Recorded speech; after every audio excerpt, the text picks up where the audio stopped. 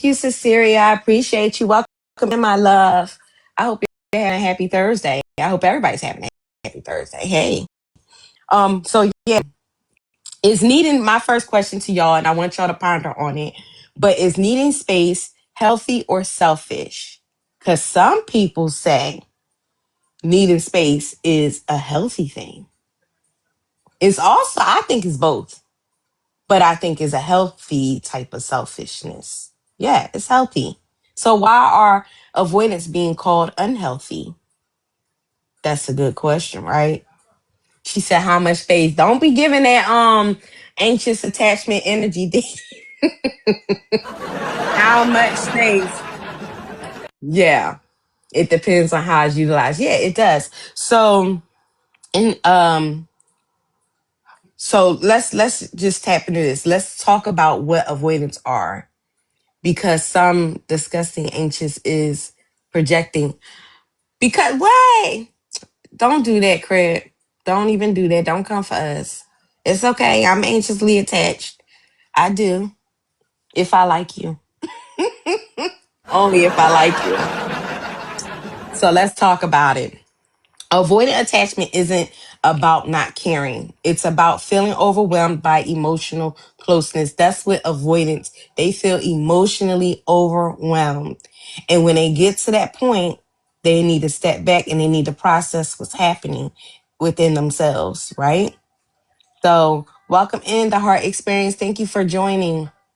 G Max, I see you down there. So yeah, avoidance. Some of their traits. Let me explain it to you quickly, okay? They value independence. They need space to process emotions. They withdraw during conflict, and they struggle with vulnerability. Hey, hearts to you. Thank you. Heart experience. I appreciate it. Um, so I'm gonna read that again. Some of the avoidance traits. Is hi, Kristen. Hi, welcome in, my love. Good to see you back.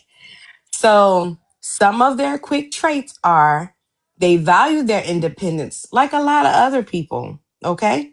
They need space to process their emotions, as sometimes we all do. However, theirs are often. Let's put that out there. They withdraw during conflict. I don't think that's bad if you trying to process, and they struggle with vulnerability. And a lot of the times it's because the struggle with vulnerability part is it has to do a lot with past trauma. And a lot of the trauma that has happened happens as a young child. So when they are confronted with conflict, they tend to go back there to that place, right?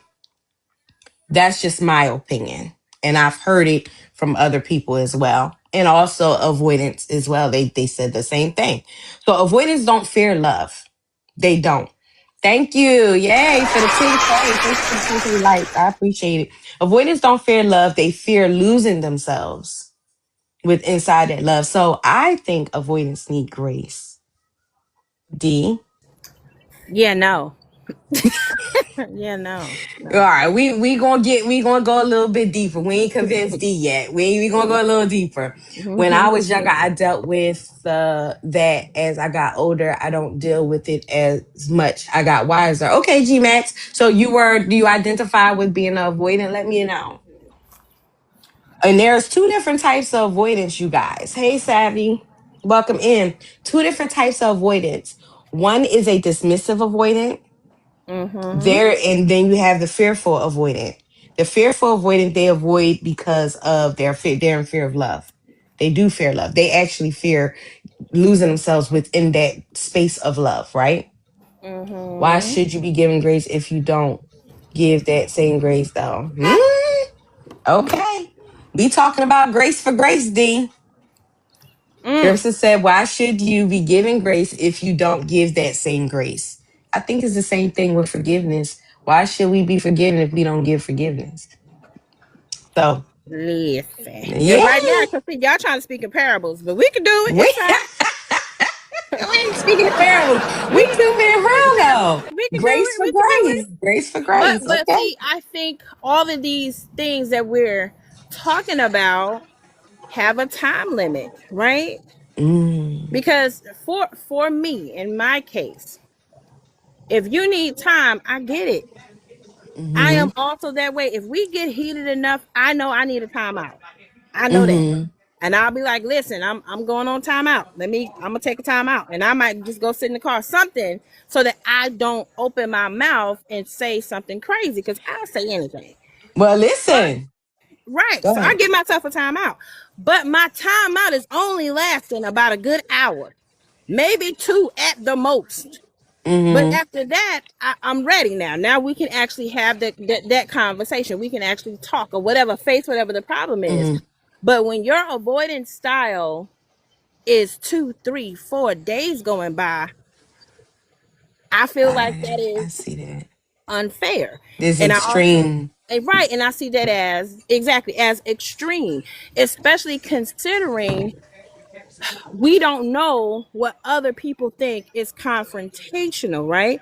Because it could be Mm-hmm. something simple, like you could tell your partner, baby, can you please make sure you actually put the dishes in the dishwasher? Now, to Mm-hmm. me, that don't sound like a conflict. That just sounds like a request. But Mm-hmm. if everything to them is a confrontation, now we gotta be walk on eggshells for 3 days while they process. So that's why I Mm-hmm. think it's unfair to us clingy people who like that to have the full experience instead of just the experience when the other person is absolutely happy and quote unquote in their safe space. Right. And honestly, I think it is a give and get a give and take, because I think with avoidance, people who are anxiously attached, they are hoping that we be a little bit more understanding. And this is why it's important to know your partner, to know what triggers them, to know how much time they need. But you have some avoidance that just will ghost you, just go missing, like literally. Crimson, there are some avoidance that go missing. See, I feel like you as an avoidant, you've learned your triggers. You don't mind communicating, but you still have avoidance out there that struggle with even communicating that they are struggling in that moment. Or they don't know or cannot, they're unable to identify with being an avoidant. I'm not going to talk about the same thing. Oh no, I lose love for you. You lose love for what you mean talk about the same thing over and over? You talking about crap with the you talking about constantly having the same conversation over and over. In relationships, crap, unfortunately, you're gonna have to repeat yourself quite a few times in relationships. I mean, that's just a fact. Because people tend to forget. They tend to forget as time go on. 5 years go by, I'm gonna forget what you said 3 days ago. If that makes sense. Right, but that's a personal issue, not a avoided issue. Exactly. And that was the point that I was making, Crimson. That's a personal issue, not a avoidant issue. So we can't, some people, they group all avoidance together. Just like they say all men do this or all women do that. No, it's a person issue at that point. So I got you, Crimson. I feel you, Crimson. I'm with you. Okay. Derek, welcome in. Thank you for the heart me. And again, if you have came in here and not grabbed your daily heart me for the day, please grab your daily heart me. It is not necessarily just for me, but it's for you as well. Okay. Yes, that's what D is going through. He's come off to me. No, she's not. She's not. She doesn't. I think that she doesn't understand. And as a person who does not have this issue or may have, not really, may have experienced this issue, but couldn't put their finger on what is happening. That's exactly where they would come from, though, Crimson. So just as you're expecting some grace, she's expecting some grace to say, hey, I really don't understand why it's like this. But let's keep going. Thank you, Simone, for following. Thank you so much. And thank you for everybody coming in. Okay, so let's go. So we talked about the values, the traits of an avoidant, right? So we're going to invite some people up to the panel. Please come up if you would like to speak on this topic. And it's no need to feel offended or, because this is a safe space. Yes, because I could. Okay. Yeah. So it comes from a place of just, so you're triggered. I got you, D. I got a call. I'm sorry, I missed the opening. Okay. It's all right, Haley. But if you would like to come up and discuss it, and if you want to stay in the panel, that's fine. I mean, in the comments, that's fine. But I do have a question. Has anybody in the comments data avoidant? D just acknowledged that she's data avoidant. X.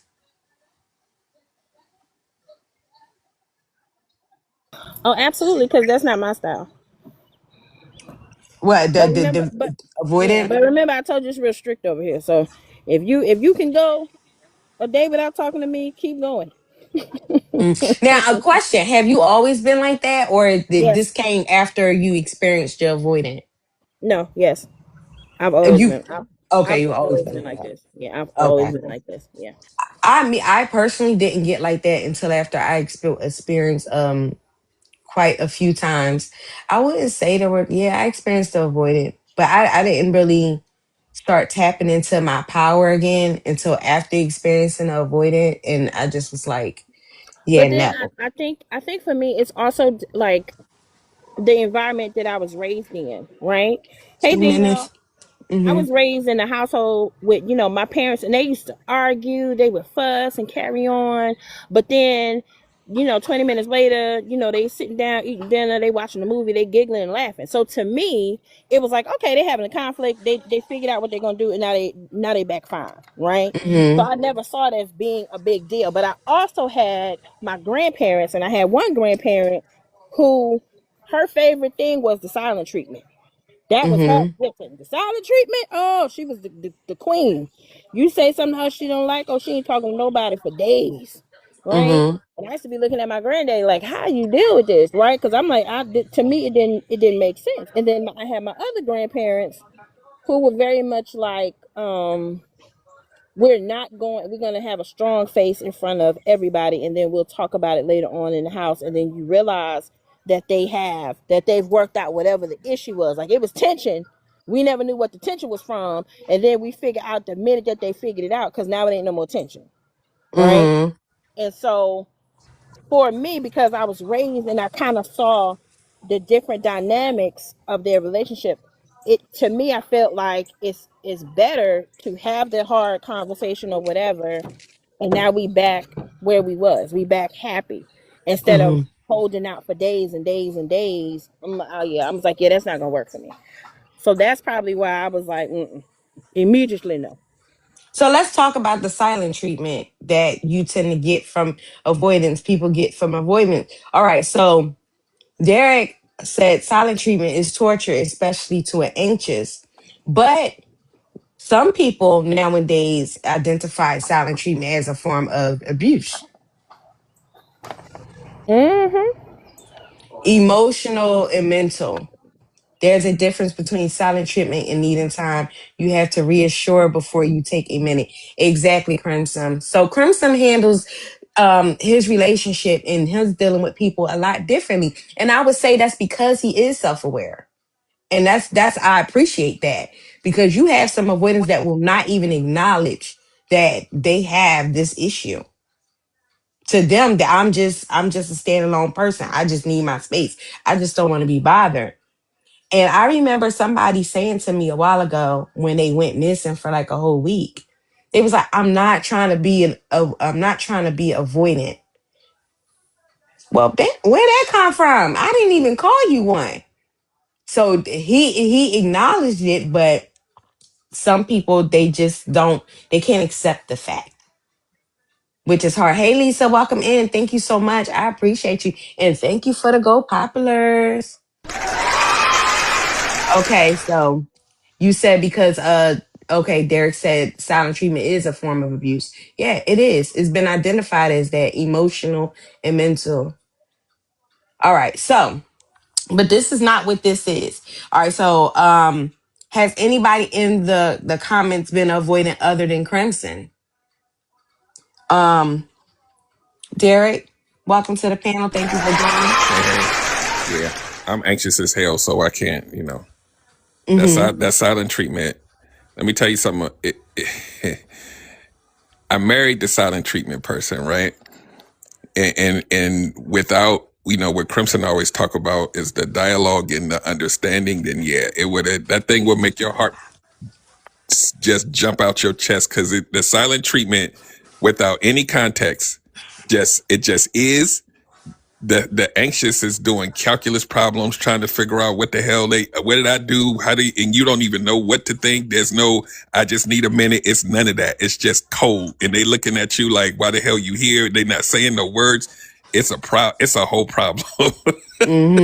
It's a whole ass problem without saying, hey, give me some time and I'll be back.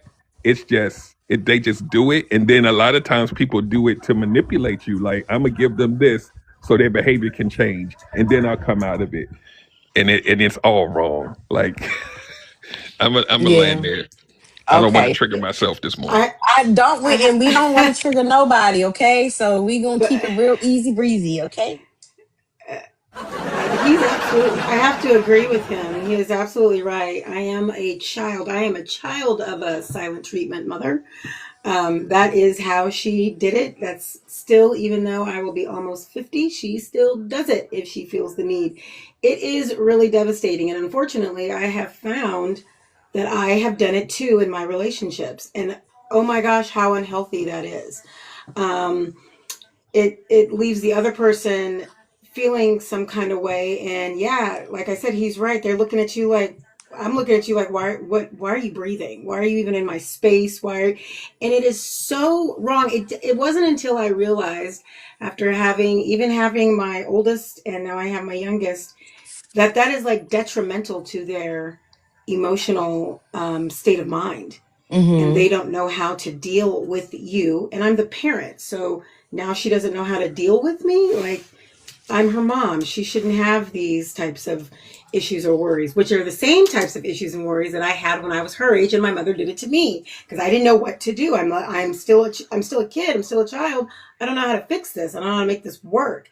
And what was even worse is, if people came around, they acted like everything was copacetic. But as soon as those same Mm-hmm. people walked back out the door, you were confused. Like, wait, she was talking and now she's not. I hate that. So I am working very, very hard on not giving the silent treatment, but just maybe shutting my door, or just saying, I need you to go away because I Mm-hmm. can't handle whatever the situation is. Because it is a devastating way of life. And I don't think I really realized it until getting into a real relationship that means something and watching how it breaks that other person down.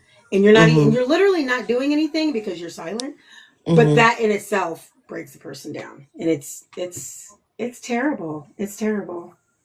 And I do, and thank you for sharing that, you guys, Derek and Danielle. And I do want to say, listen, um, we I don't think avoidance understand the heartache, the heartbreak that it causes.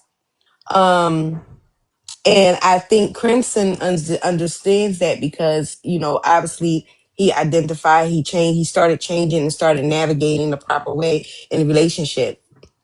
Just saying things like I need space or I don't want to talk at this time, communicating.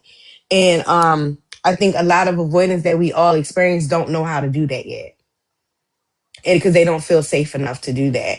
But as an anxious attached type style, um, because I think people who are has a anxiously attached, I think they are more aware, or what's the word I'm looking for? More emotionally aware that they can actually, if they could be more understanding, they could help the avoidant in a sense. I don't know. I don't know. I try to be understanding. All I say is just communicate with me and we good.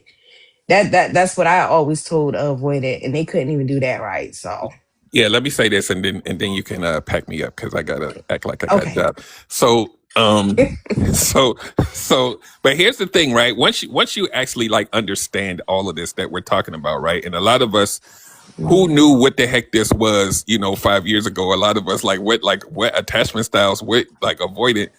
But like I said the other day when I was up here, we may not know the terms, but we know the behavior when we see it and when we feel it, Right. right? So Right. if you actually like like zoomed out and actually looked at the behavior of a lot of people who do this behavior, Mm-hmm.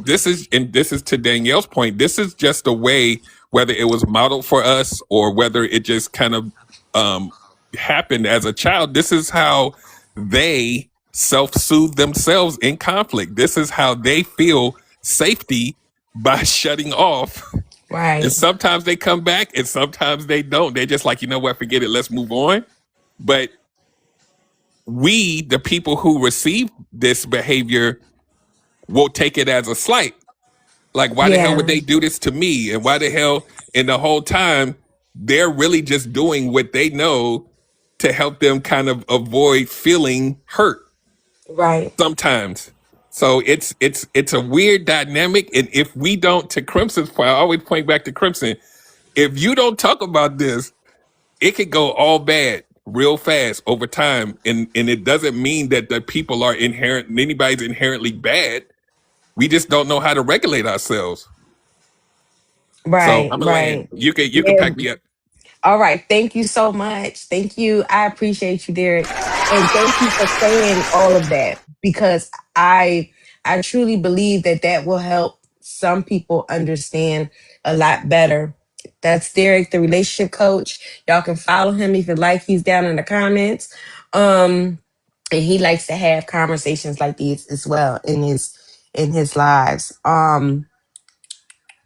Where was I at? But Derek gears more to working on inner self as well. So yeah, thank you. I appreciate you. Our avoidance emotionally unavailable. Did we get to that point? Okay, so I'm not sure if I asked this. Y'all didn't. We were talking. Okay, so are emotionally available? Are they? So are they emotionally unavailable? Let's go to Crep. We're gonna go to somebody who identifies with being an avoidant.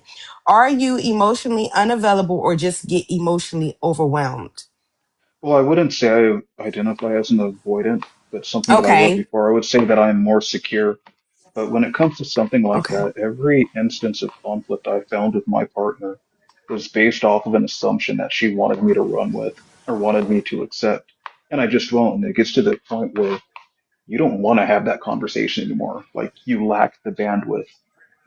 And it's Mm-hmm. something that just wants to keep going. And it becomes like some of the most bizarre interactions because they can't accept it.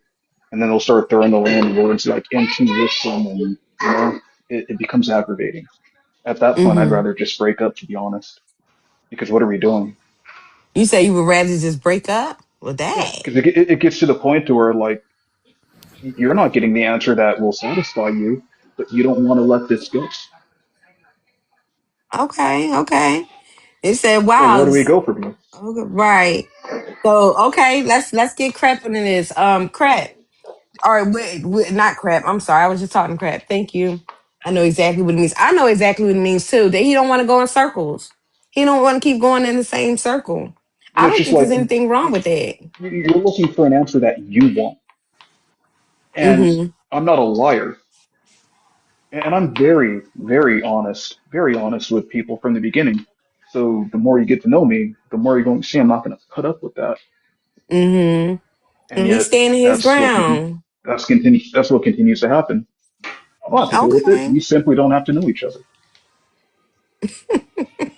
Wow. She said, D being funny. She said, no, we finna spin in this living room. Girl, you No, just so no, we're crazy. not. We're done. That's how I think. We're done. So, okay. We're All done because right. this is the end you created. It's being what created? I said we're done because this is the end that you created. Oh, so it's you said it's a being that they created. No, I said we're done because this is the end that you created. So this is something that they created. Okay. All right. All right. Thanks, Crab. I appreciate it. Crimson, I'm are here. you are you hi? Are you emotionally unavailable or you get emotionally overwhelmed? Honestly. It depends on what the conflict is between us. Sometimes I need to step away because my emotions click off and I can't be emotionally available for that conversation. That's why I need to step away because I know my partner needs me to be emotionally available for that conversation. And if I can't be emotionally available during that conversation for them, which is what they need, I need to communicate that and tell them, "Hey, I need time." So I can Okay. get to the point where I am emotionally available, because sometimes that does happen because it's a trauma response for some people, and that is for Mm-hmm. me. That's a big one. Is Mm-hmm. sometimes the emotions, when I get too stressed out, I get too emotional and stuff, either it gets to the point where in certain situations they'll just click off. I don't feel anything. I don't care. I don't care about this conversation. I don't care about the repercussions. Like, Mm-hmm. if we break up in this moment, I honestly do not give a shit. And I know that's not healthy. I know I can't do that. I still care about my partner. That's why I make sure when I get into that space, I am very, very like under lock and key with myself. I make sure I'm not saying anything rude. That's why I need to leave, because I need to recollect myself. Mm-hmm. And that's something I'm working on, and I'm way better at it now. It does not happen. It happens very, very rarely now. And that's also probably part of some of my other disorders that I have. But that is something that does happen. And based on the trauma I suffered, I know the types of trauma a lot of avoidants also have dealt with, and that's kind of why we become avoidant. Mm-hmm. So So if I need I'm sorry. no, continue, sorry. You're good. Oh, I was just going to ask a question because somebody hold on. Ooh, because Haley made it she made a point in the comments. She said to Crep when he was basically cutting people off. She said that's not that's wait, pushing their ideals isn't good. People pushing their ideals on you or trying to get you to understand, I guess being overly aggressive with it or um pushing your ideals on anybody is just wrong. I don't like to do it. Yeah, we can have a conversation, but if I say this is a no go, it's a no go. Haley made a point in saying that's not avoidance, them stepping away or leaving the situation. That's having boundaries. Would it be fair to say that avoidance is they should be allowed to have boundaries too? Yeah, No, everyone should be allowed boundaries. Everyone. It doesn't matter who you are, what you are, nothing. Everyone deserves is boundaries. it a It's a human boundary? right. Is it a boundary if you don't know what their trigger is? So Well, what she's saying is if you're not communicating what is triggered, not you, Crimson, because we know that right. you are Right. We talk about working towards it, but universally. Universally. other avoidance. If they are not making it known that, hey, this triggers me, or I'm not, I'm experiencing something right now with inside me, I can't really understand it right now. Let me get some time away. How is that a boundary if they don't know or if they're not expressing it? Right. And That's then good to then. add to what and I forgot his name just that fast, but forgive me, it's, I had menopause. But like if like what he's saying is like, oh, you keep bringing it up. But yes, I'm gonna keep bringing it up because we've never resolved whatever the issue was, because every time that person tried to talk to you, you avoided it. So it's like No, it's no, that's not what I was saying. we sweeping it under the rug if I can't have the conversation. And then it'd be like, That's oh, not I what don't I want to was go. saying. Communication. You're not No, he wasn't I communicating don't with saying your think it that. was you. I partner. think it was the other guy.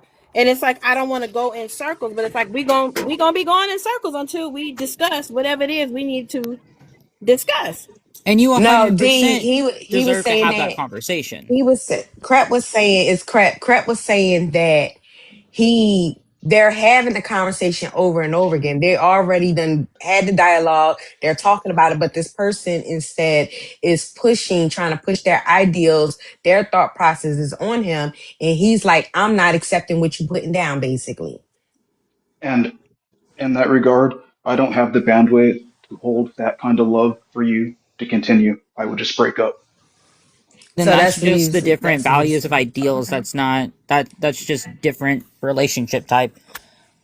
If it's not gonna work, it's not gonna work. Like, if you don't have the same ideals to like a certain level, like Because I your honestly don't boundaries think are people not my of two responsibility, or extreme your religions anxiety could is not my possibly raise a responsibility. Hold on. child, because then they can't sit there and like decide who's going to lead, like which religion we're going to do. I don't think that's going to work, right? So if you don't have the same ideals and principles, then your relationship isn't going to work anyways. Anyway, whether it's with avoidant or a secure person, if you're not in alignment, Right. oh, so alignment plays a big part, whether you're avoidant or you're. So yeah, okay, That's we for getting any somewhere. relationship.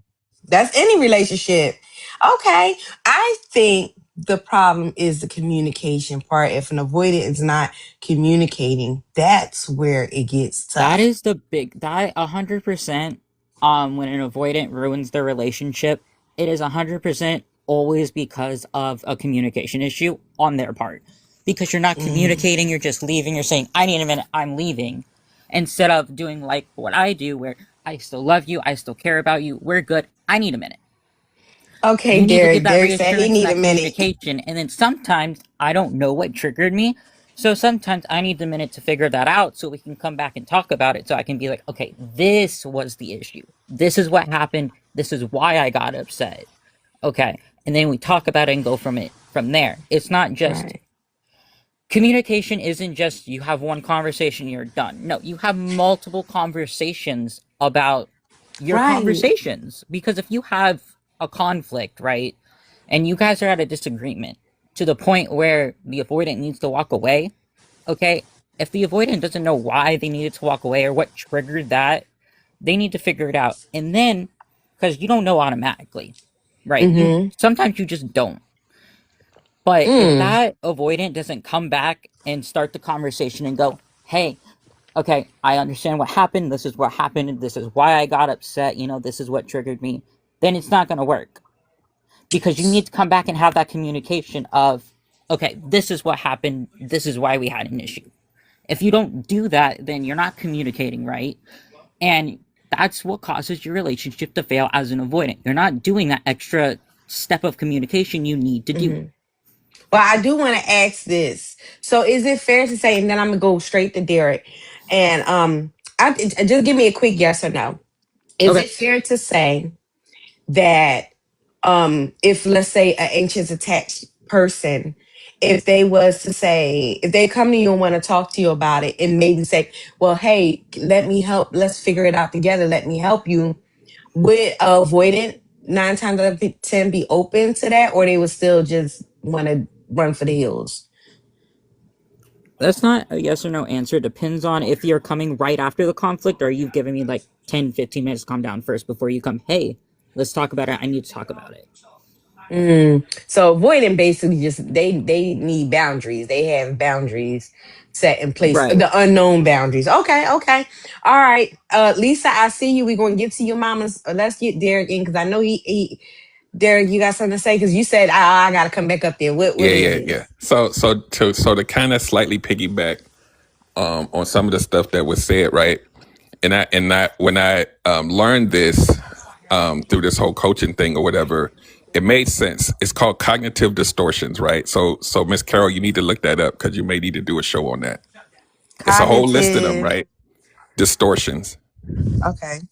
right? And so what it is like, let's say that and it can go with any of, you're talking about it can go with it's really trauma based, right? So it's like one of the cognitive distortions is all or nothing thinking, right? So like, let's say something triggers you, like someone closed the door in a way that you didn't like it.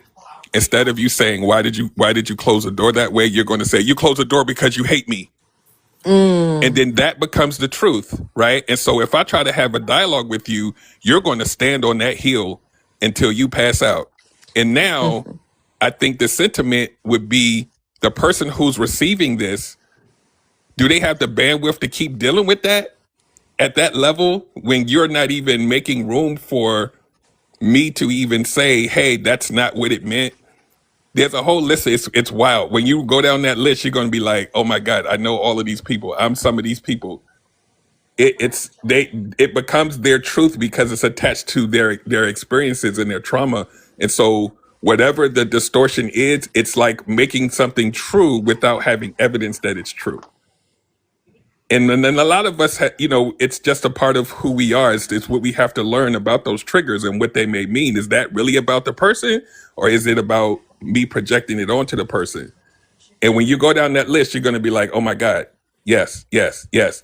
And so when people act like this, we have an expectation that the person that's receiving this from us is just going to take it. This is who I am. This is how I think. I know you did this because, and it'll be like extreme stuff. Like, if you eat this way, it means you hate me. Like, it's like, how did you make that correlation? It's something being triggered. So yeah. So I wanted to make that point when it was stated earlier about not having the bandwidth to deal with it. It's a lot to Hmm. put on a person and not have that other person be able to engage in a dialogue to kind of course correct it so that things are better in the future. So that's all. Hmm. I land my plane.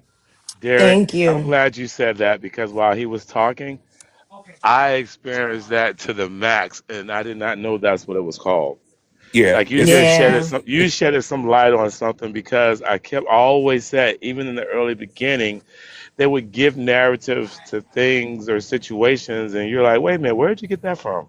yeah. It goes from like zero Mm. to 100, and you're like, wait, okay, we can do math together. That doesn't this shouldn't it shouldn't go here. Like, how did you go from I don't like the way you did this to you did it because you hate me?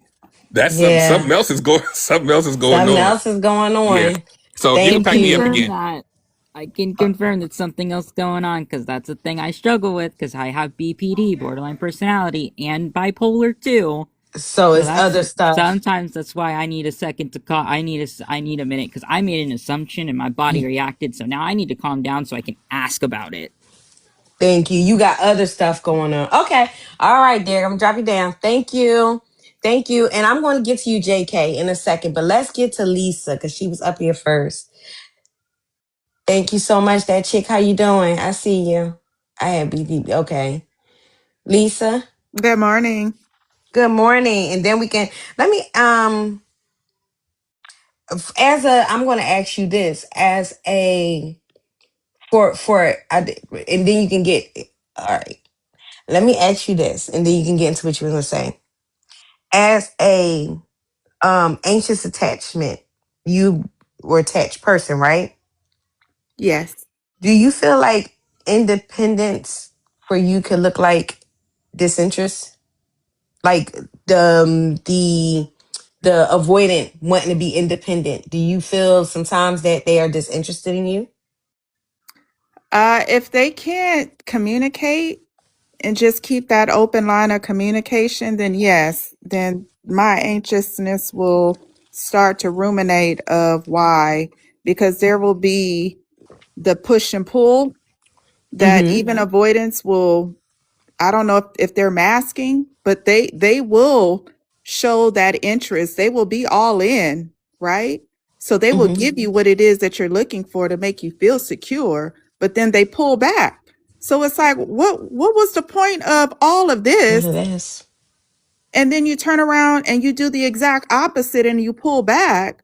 It makes it feel like you're doing some sort of manipulation, or it's a tactic for control because you won't communicate. Hey, I'm feeling this. Hey, today's not a good day. Hey, let me keep you in the loop why I switched up so that you Mm-hmm. don't feel some type of way because I was this for this amount of time, but then now I've got to retreat because maybe my own bandwidth won't allow me to stay consistent. That's too much to ask from an avoidant. I think, and right quick, I want to just say you mentioned about control, a form of control. I think it's more so control over themselves, not control over you, but them trying to have regain control over themselves. Because it's like avoidance when they start to lose themselves in the relationship. They don't want to lose themselves in a relationship. So they when it gets intense, they tend to withdraw. And I lead into my next question. Have you ever dated anyone or someone who's pulled away? Yes, I think doing my own internal work that I was attracted to unavailable people because it allowed Okay. me to feel like there was a need to mother or chase or um Okay.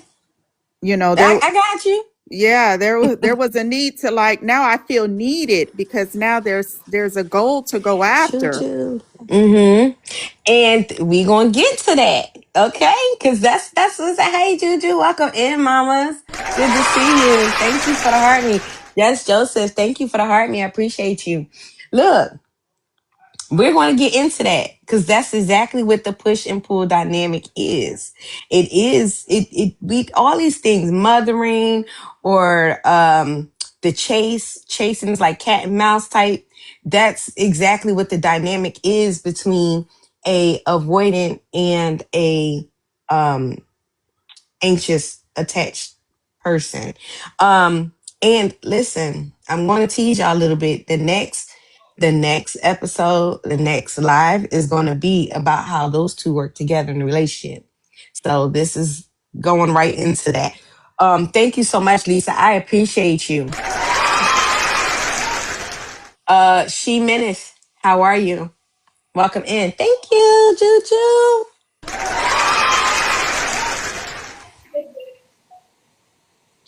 Can you Hi, talk? Are good you able day. to? Nice being here. Oh, nice to be. Thank you. Thank you for I joining. am at, yes. So, can you hear me clearly? Yes, I can.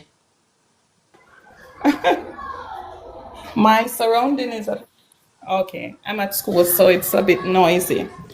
So, commenting on the avoidance attachment. For me, I've been on both spectrum, and working on finding the balance is what is important, because in order for us to respect each other boundaries, we have to find a balance. So I think the motive, why am I avoiding the person? I think that is what is important. Am I avoiding the conversation because Mm-hmm. emotionally it's too much for me at this moment? Mm-hmm. Then that is acceptable. But also you need to voice that to the person you're talking to, because they will left wondering. So somebody touch on that. So I say to the person that I'm avoiding, say, listen, at this moment, I am not in the state of mind to continue this conversation. Could you just give me a few? So I need to work out what's going on so that I can adjust the situation so that it Mystic. it don't get out of hand.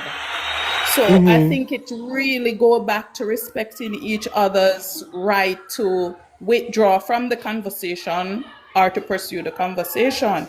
So I believe that striking a balance and the motive for why am I avoiding this person is very important, and Mm-hmm. communicating it respectfully. You have the right to say to the person, at this given moment, this conversation is taking us nowhere and I need a timeout so that I can reassess the situation and we meet back here and we can discuss it going forward. So just to avoid that outburst or judging the person, because as Mr. Derek said, we love to tell people what they're thinking or what they're doing or what they want or what their intention is. So refrain, I find it helpful to refrain from doing that, because I don't want anyone to tell me what I was going to do or should do, or so I try not to do it to the other person. And I find Right. that it's very helpful in doing that and for your own mental health, because you're going to overthink one entire scenario when in reality that's not the case. So finding the balance and the motive behind why you're avoiding the person is very important to me. Thank you. Right. Thank you. That was awesome. Thank you. I appreciate you. I appreciate you for sharing your knowledge on that and giving your opinion. And that's some great insight that she shared. It's just communication. But has anybody ever thought that the avoidant might be afraid of the response or the unlikely that their partner won't understand that they need space? Did anybody ever think about that? Right quick, that chick said we all need to practice emotional regulation. That is true. Yes. Commenting on that question you asked, I Mm-hmm. wasn't always like this. So at first, I was that person. I avoid speaking out because the other person is going to lash out at me.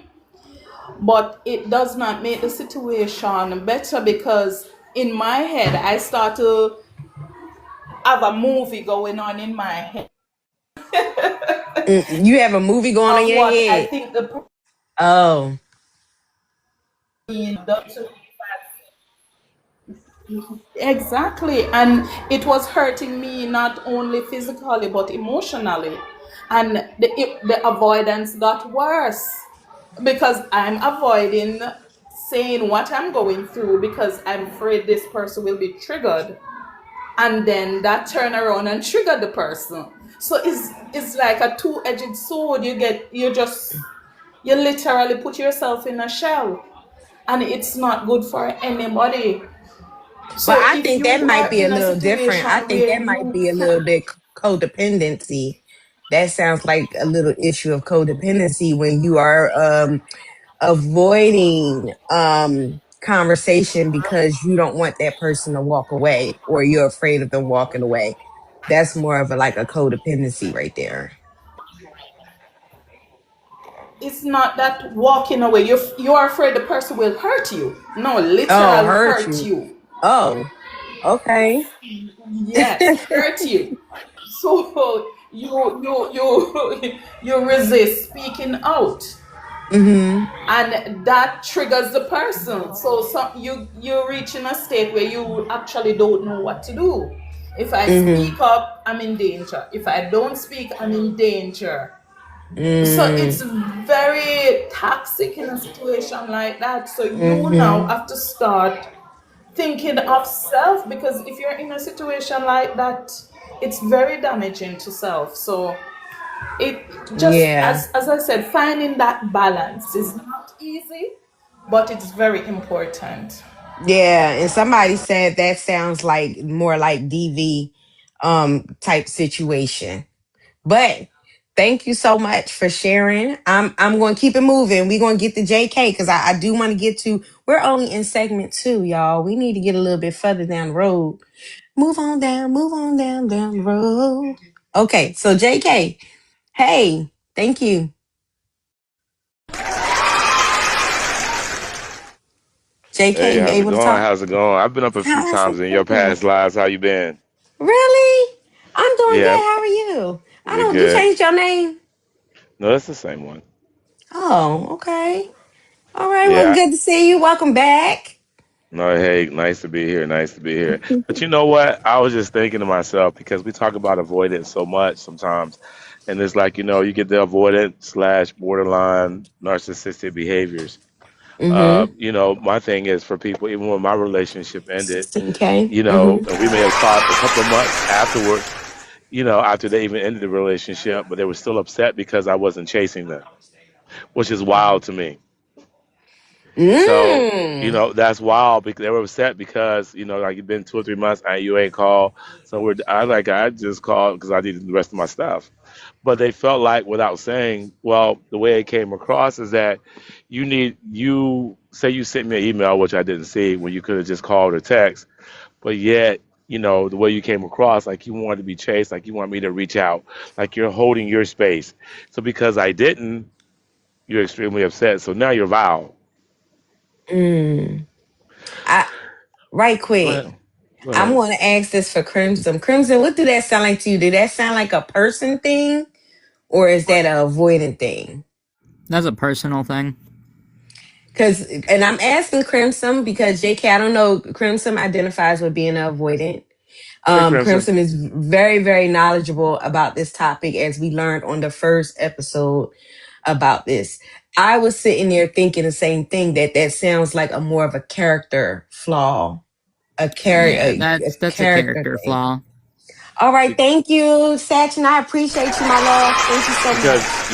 even during our relationship, it became toxic because there was never no mutual conversation. That's why when Derek came home a while ago, where he gave I felt like narratives were consistently given to ways I moved or things I did or how I worked. They always gave it a narrative. They never heard directly what I said, number one. And number two, when it came to conversations, they classified a conversation as an argument because at the end of the day, when they got triggered, the only thing they needed was what they needed to be said is to be heard and not give the same respect in its place. So I'm not going to hear you, but you're going to hear me. Mm-hmm. So that's why I was like this whole push and pull dynamic with an avoidant and anxious. I think I'm a little anxious because I like to try to fix the problem. Let's go ahead and get it, talk about it, get it over, and put some results down on what we're going to do. We're moving forward. So that's why I was like, you know, uh, the idealization of a perfect life that they wanted. Anybody knows anything that you want takes work. They didn't want to put the work. They just felt like, in my opinion, I could be wrong, they just wanted to show up and be the way that it needed to be for them. Mm-hmm. So it was a lot of conflict in that relationship. That's why I always wonder if they're avoidant or, whatever. Never no sympathy. No, never apologize for anything that they do about what they say or how foul it is. No apology. And they stood on it. Mm. So I didn't know if those were avoidant traits or not. I guess Crimson could elaborate on that.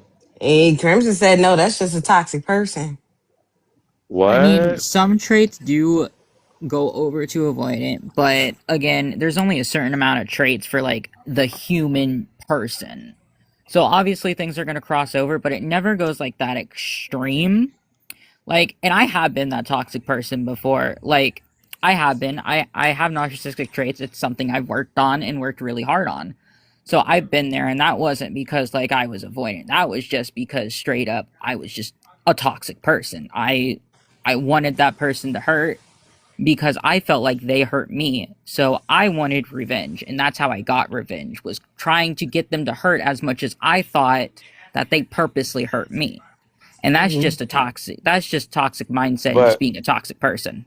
but at the end of the day, though, being the person that I was or am, they should have known that I'm not a person to try to hurt anybody, and I think that I put myself in a space of proving that. But because it may have not aligned or agree with what they said, they feel like they wanted me to hurt. I will say that. Yeah, but when you don't put in that work like I did, because I didn't put in that work yet back then, so I didn't see other people's point of view. It was all my point of view is the true point of view, right? Yep, It yep, wasn't, I that's couldn't it. see other people's point of view. It was all black and white. It's my point of view. Right. Mm-hmm. So All that's where right. that comes from. Interesting. Okay. Yeah, I was just curious Yeah. about that. I was just listening, but yeah, it was something different. And like I said, when it's finally over, it's just I don't know. I feel like I got to the point where they didn't even try. Where they always said they wanted everything, but they didn't want to put any work into having everything across the board, whether it was finances, relational, whatever. They wanted someone to provide it all for them while they sat there and received it. God, Mm-hmm. this sounds like my stepdad. Yeah, And I'm going to say that somebody That's said not it an sounds avoidant like in the trait. comments, they said that could also be a fearful avoidant with anxious traits and avoidant traits. Now, listen, we're going to talk about that later on this week. I wanted to just plug that in right quick. Is that if y'all stay tuned for the rest of the series, because we're talking about the avoidance styles all week, right?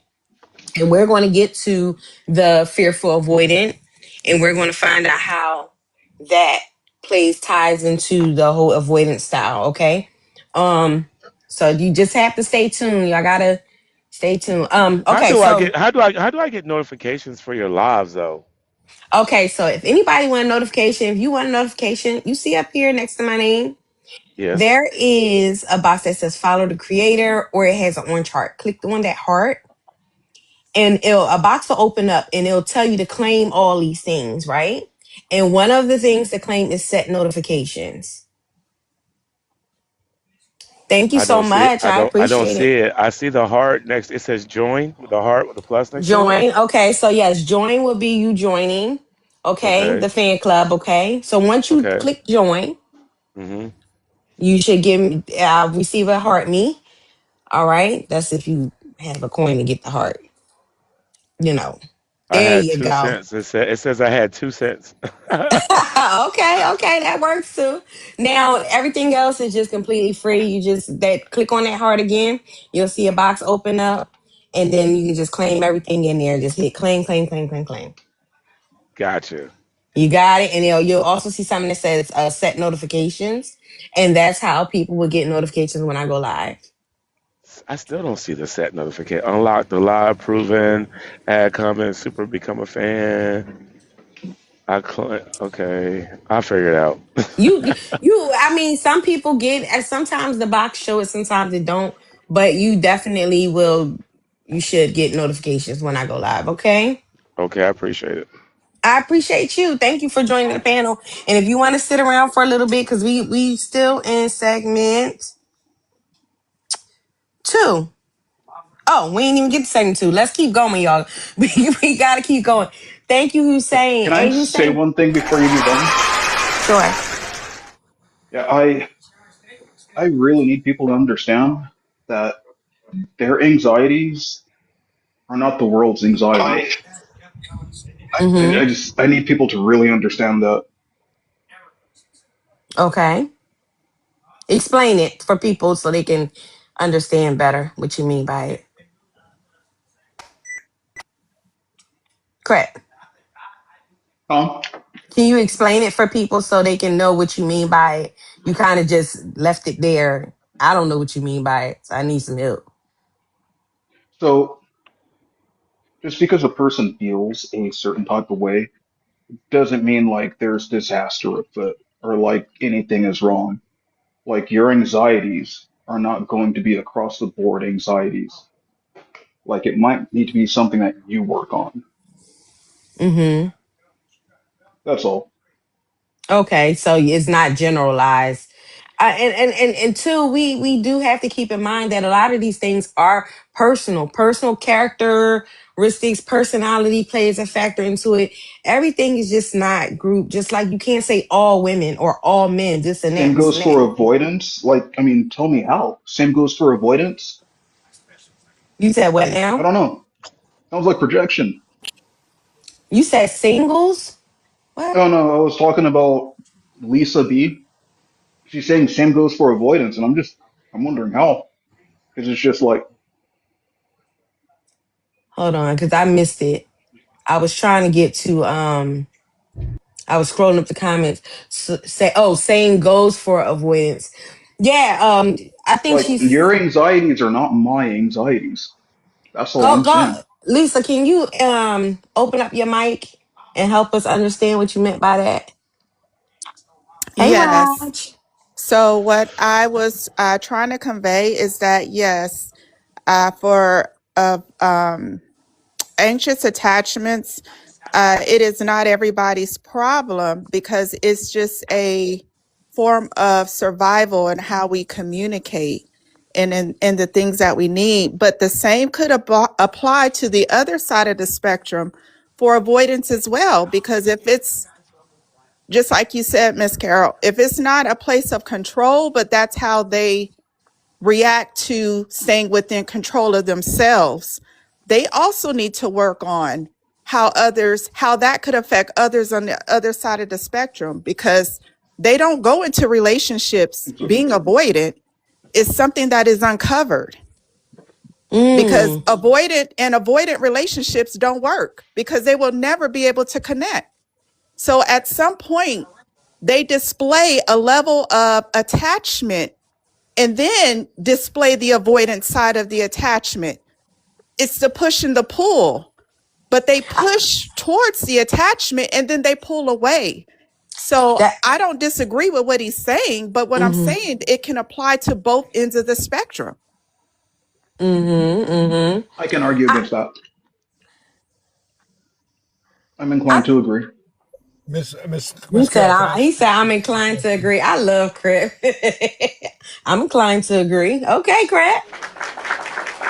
Who Savvy, you wanted to jump in, and I really have to get the segment too Yeah, because it's now no, 11:50. yeah, yeah. So I'll try to make it short. Okay, so I understand what Crep is trying to say, but put it this way: no one is going to be ever 100% healed Okay, so we all have to remember that not me, my whatever. You might get the 90, 95%, 97%. No one ever is going to be 100% healed as a person. Mm-hmm. Second of all, there's certain things that you're gonna have a discussion in a relationship, a long-term relationship. You're gonna the same thing is gonna kind of come up. It might come up 1,000 times, right? It's just knowing when it comes up and shortening the length of the conversation or the runaround or the thing. If you know, because certain triggers would never ever be completely did away with, right? Mm-hmm. So for some people, it's Who just was gonna that? be coming Charmeleon? up. Hold on. Let Um, me make the mic, Fred. Mm-hmm. What you yeah. say? So you don't want to go round and round, but you do want to understand the difference and discern on is this something that we can get so far on it's not going to get completely solved now, and we might have to revisit it again and move further, get it further down the road, and as a process to getting it completely taken care of. If you're going around, I'll land here. If you're going around, you've had the same discussion 5 times and you haven't moved forward, and you say forget this, I guess, but then like that's not going to work in a long-term relationship because everything's not going to be solved with just one conversation or two conversations or even three conversations sometimes. So I'll just land there. Okay. Okay. Thank you, Can I and I'm respond glad to that you pointed that Charmeleon? out. Or was it? I read what they said, and I don't think that's what was going on. Char Leon. Don't blame anxious attachment for your avoidance. I don't think that's what anybody is doing. Actually, it's already been set. Thanks, in. Thank you for the DJ glasses. Hey. I gotta have some silly moments. But yeah, don't blame anxious attachment for your avoidance. I don't think that's what they're doing. Avoidance actually begin um in a phase of when they're younger and there's trauma, and this is how they cope. This is how they maneuver through relationships because there's either a fear there or they just enjoy their independence. And it can be for reasons that happened sometime in their childhood. You know what I'm saying? Like a person that's always, I'm gonna give you an example. So you have an avoidant that's dismissive avoidant who enjoys their independence. Maybe, let's just say hypothetically, in their younger years when they were a child, they were always told that they can't do things right, or you never do things right, and this and that. So what they do, they strive throughout their entire adulthood to always do things perfectly, always do things right, or just want to be in their own zone. And when somebody come in and infiltrate or is in a relationship with them, it takes away from their independence and it makes them back away. That's just an example. Um, oh, you was replaying what you was responding to. Which guy were you responding to? Yeah, to the to the longer live comments. Yeah. Okay, so right quick, let's go into what you putting that in the chat of who you was responding to. Let's go into segment 2. Why avoided shutdown during conflict? This is the meat. Okay, they shut down during conflict, or withdrawal during arguments. A lot of the times it's because of emotional overload, fear of losing control. I don't think it's not fear of losing control of you, but losing control of the situation, losing control of themselves in the situation. So it's a fear of losing control, fear of saying the wrong thing. They don't want to say something they really don't mean. They don't want to hurt you for real, for real.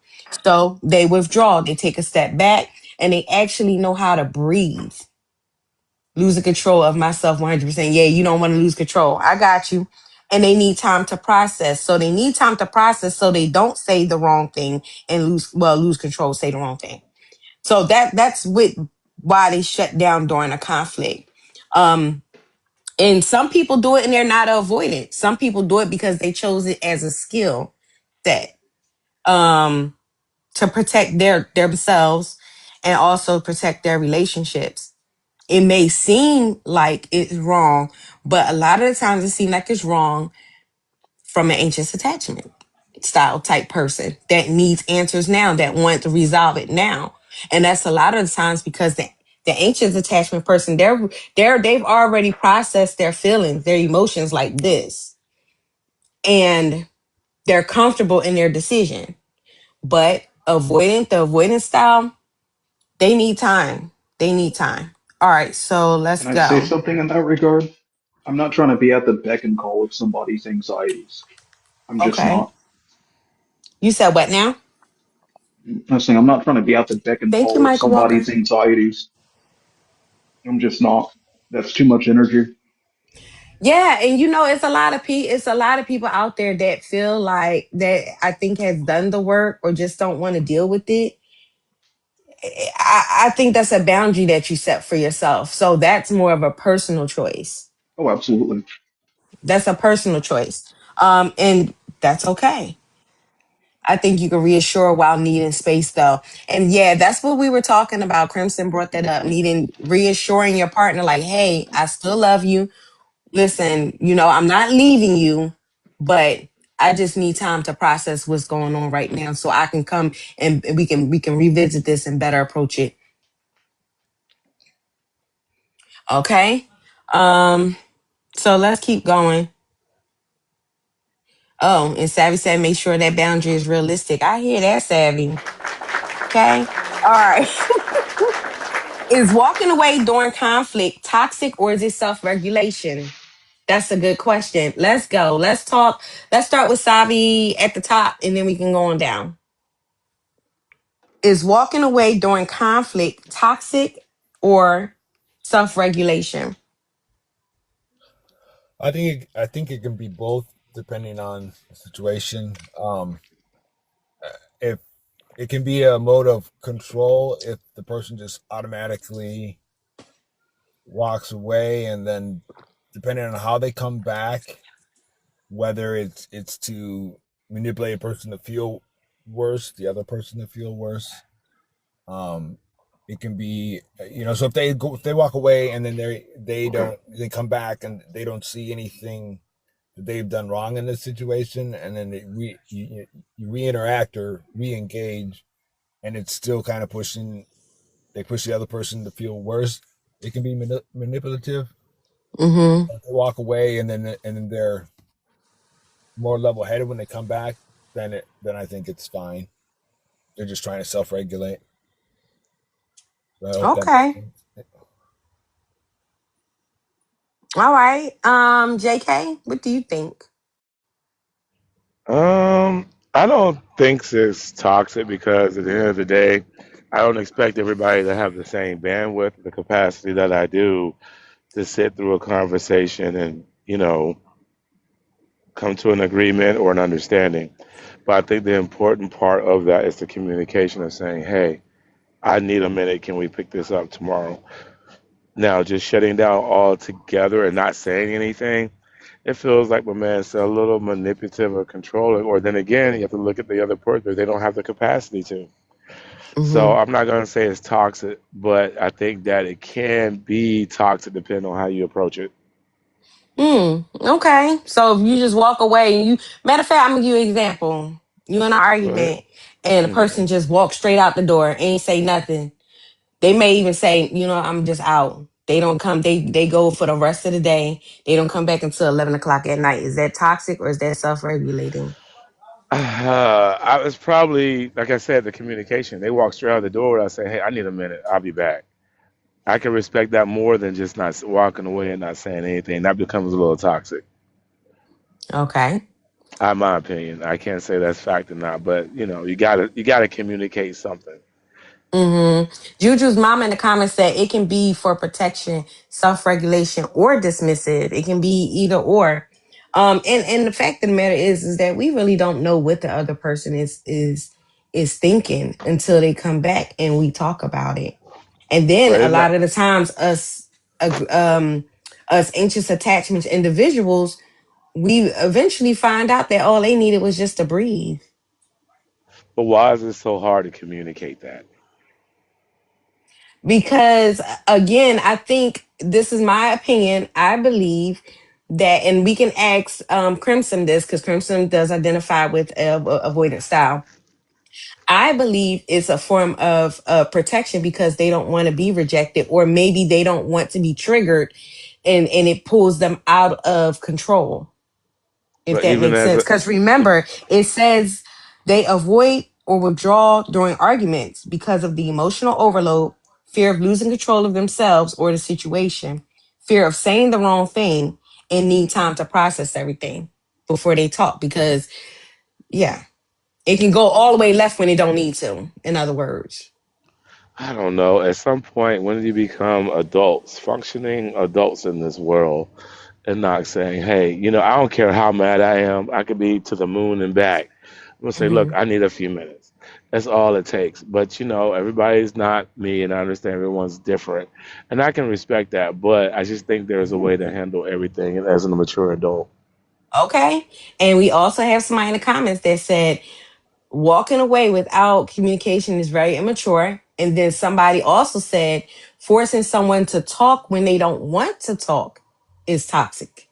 It is, but that's the thing. I won't force you to talk, but at least say, hey, I need a minute. Let me walk. Okay, cool. You got it. Hmm. All right. I hear you. I hear you. Okay. So, right quick, back to the question. Oh, man. Where was my place? Right quick. She Minif is walking away from conflict or during conflict. Is it toxic or self regulation? Okay, she can't talk. Crimson regulation, toxic. With communication, it's regulation. Without communication, it is 100% toxic. Okay, okay. Oh Lisa wow. B. I would agree with Crimson. Without communication, and it's communication is free. I don't care how hard you feel it is. Just to say I need a moment is a level of maturity to give the other human space to understand you. And then you walk away and fly away and do what you need to do. But those Mm-hmm. 3 words, 4 words, I need a moment, is not that hard. And it's free. I Mm-hmm. agree with Lisa a thousand Okay. percent, a It's free thousand. 99. When you, like I said though, when you're an adult, art isn't that what you do? Especially if you say you love, care, respect, and this. What doesn't that make sense? Well, the thing is, y'all have to remember when there is trauma, right? When it comes to a person, the way that their mind is set up, when there is trauma, they go right back to that age when when the trauma was initially began. So that could be 10 years old. That can be so the maturity factor that people are talking about, where are mature adults? They're not in that frame of mind. They're not an adult. They So let are me. back in that childlike phase where the trauma is was there. You know what I mean? So So if we understand that, like, okay, you need it. I have an anxious attachment style, right? Or I identified with it at some point in my life. I didn't know how to step back, but if we can step back and allow them to breathe, and check our own selves, because a lot of the times we are responsible for ourselves, just like they're responsible for their self and behavior. We are too. So we take a step back and say, you know what, I'm gonna let you cool off. I'm gonna let you think about it. I had to do that with my husband. but I have a question for you, Lisa. Here's the thing though, and this is the part I can't get. At the age that we are, whether you're 30, 40, or 50, at some point, if you've experienced the same results throughout your life or your adulthood, at what point do you stop and say, hey, this is not right and it's not working? So if you're going to revert back to when you were 10, 12, 13, 17, and act a certain way, I'm sure you've heard it more than once that, hey, Thank you, Jamie. that's Hmm. not a good look. That's not the way to handle things. Was that for Lisa? That was for Well, Lisa. Yeah. I Yes. mean, Lisa and Miss Carol. I'm sorry. Well, I mean, yeah, but whoever wants to answer that. So I would say, even 30, 40, 50, until you get into that self-awareness of the work that you need to do internally, you won't identify it. You got people 70 years old that still are stuck in their trauma era of being 12 and 13. Come And on. if there's no accountability of saying, okay, it can't be always everybody else, let me do the internal work because I There you play go. a role you can you can unalive and go to your grave and not even identify that you were ever a problem. That's just Yeah, so crazy. That's crazy it's because I'm true. 50. I'm 54, and I experienced that with someone who's in their 50s, in their early 40s, 50s, and it just blows my mind. Like I'm trying to accept that this is part of societies and these are the people we have walking around, but it's just so odd to me. And even Mm-hmm. Well, can today's I say time, so? it's becoming more prevalent. It is everywhere now. Could I just say Yeah. something really quick for 2 seconds? Mm-hmm. Um, like talking the 40, 50, whatever. At that point, I think it falls on those around them who say they love that person too, because you obviously didn't love them enough to tell them that they need to get this straightened out, regardless of how it fell out. If you say you love someone and you've let them do something for so long, at some point you don't love them enough to just tell them straight, hey, I think you need to X, Y, or Z, and leave it at that. So I think if you get into the 40s, 50s, 60s, whatever, 70s, especially, yeah, that someone who said they loved you didn't actually love you enough to let you know, But you know But because the what though? person I've may be seen. unaware. But you but know love is what? subjective. And Yeah. so you could love somebody and let them know. That's like telling a friend of their faults, and you lose your relationship with that person because you're trying to make them aware of something that they want to deny. They have no awareness. You can't make someone have their own self awareness. You can lead the horse to the water, but the horse has to Right. drink the water as they Mm-hmm. identify that they are thirsty. Yeah, Mm-hmm. but you're essentially putting up with a false relationship because you don't want to say it to them.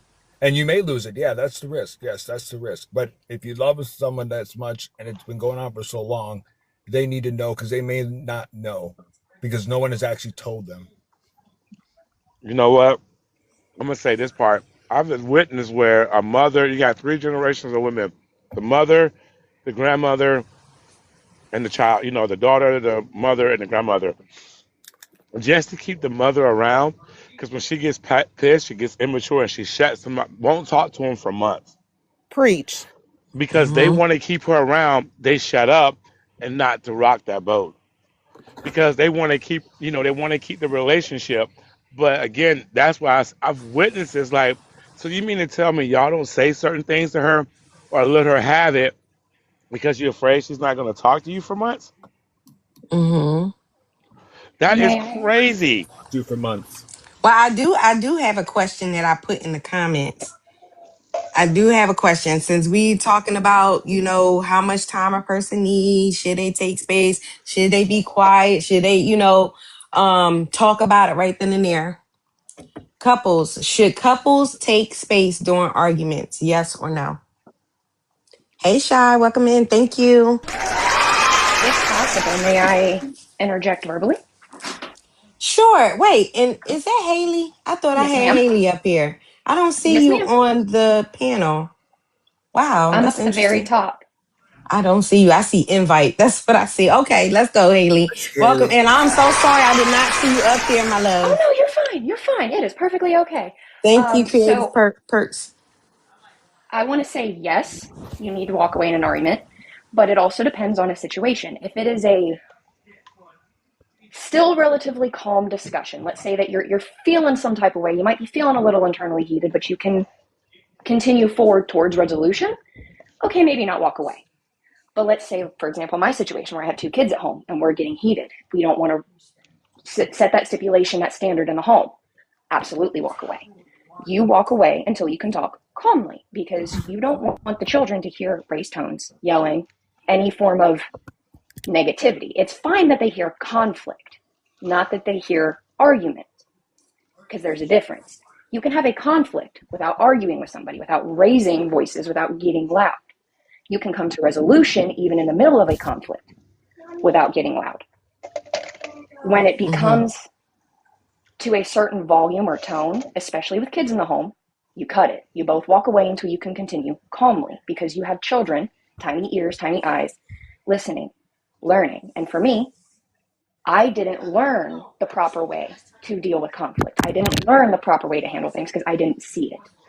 I Mm-hmm. also have borderline due to a lot of trauma, and I for 10 years bounced between avoidant, anxious, until I finally got the therapy targeted that I needed and started doing all of my self work and my self help and being accountable for myself.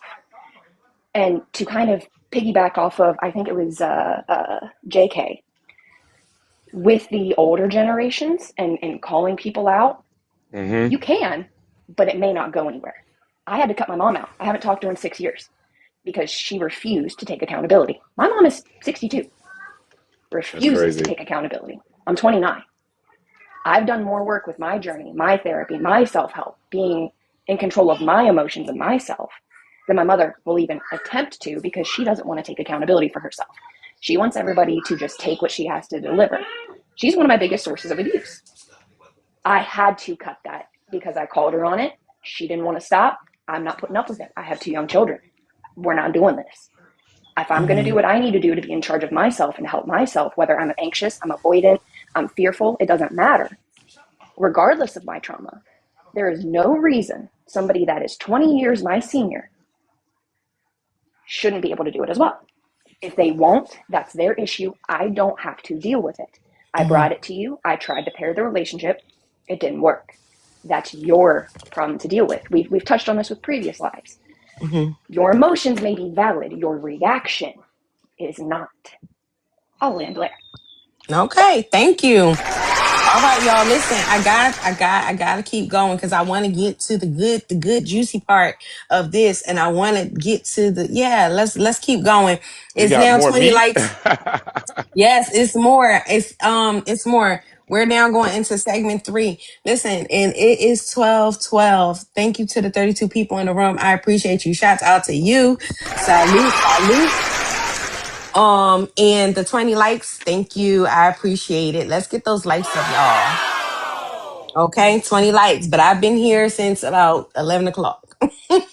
So let's go. Let's go. Okay, so segment 3, the space versus closeness debate. How much space is normal in a relationship? What about daily texting and occasional texting versus occasional texting? Alone time versus quality time. I mean, I think that everybody needs alone time and they need quality time. That's just my personal opinion. Independence versus emotional distance. It has to be a form of balance. Correct, Crimson. Yes. Text daily. Now, text daily. Yes, if you don't text in a couple days, I'm gonna be like, look, I had to check on some of those. Are you okay? You still with us, right? You know what I mean? Like, definitely text daily. Especially if you love the person. You don't want them to think something done happened to you. That's not right. So let's go. Let's keep going. Do avoidance miss you after you leave? A lot of people ask this question when it comes to avoidance. Do they miss you after you leave? Do avoidance feel heartbreak differently? So let's start with Crimson and then we can, well, you guys wouldn't know that. Crimson would know that. I mean, who's avoidant on the panel? Because this is for avoidance. And in the I've chat, bounced back and forth. you bounce back and forth. I would say So, I'm secure now, but for a good okay. 10 years, I bounced between anxious and avoidant. Okay, so the people who are previously avoidant or in the chat, and on the panel, do avoidance miss you after you leave? Depends on how long you leaving for. Like my partner, I don't miss him while he's at work. He's coming back. But if he's gonna No, be gone overnight, let me no. then Let's yeah. rephrase it. Let's rephrase it. You leaving, you exiting stage left. You like, I'm gone. I can't deal with this. I can't deal with you going missing for days at a time Oh, break or up. all day. Yeah, you break up. That's what they mean by leave. Depends You create a how person. we broke up. If we broke up mutually, yeah, I'm gonna miss you. If we broke up because I cut it off because you did something wrong, then no, I won't miss you. But if you No, no, break up no, no, with me, no. then I Let's will. let's stick with the question. It said if you leave, not the avoidant leaves. Do avoidance miss you? Oh, then yes. So, because I ain't gonna lie, I had that question too. I was like, are they thinking about me? So You know what I mean? here's Yeah, the my answer is yes. my experiences. Um, so as a fearful avoidant, we are going to then become anxious. Now we're going to be wanting to text you all the time, kind of figure out what happened. We're going to want to investigate everything. Now we're anxious. Being with an avoidant, yes, they do miss you. Mine? And then No. being with a narcissist, that's when they start the hoovering and they start, trying to get you back. They'll start with the love bombing.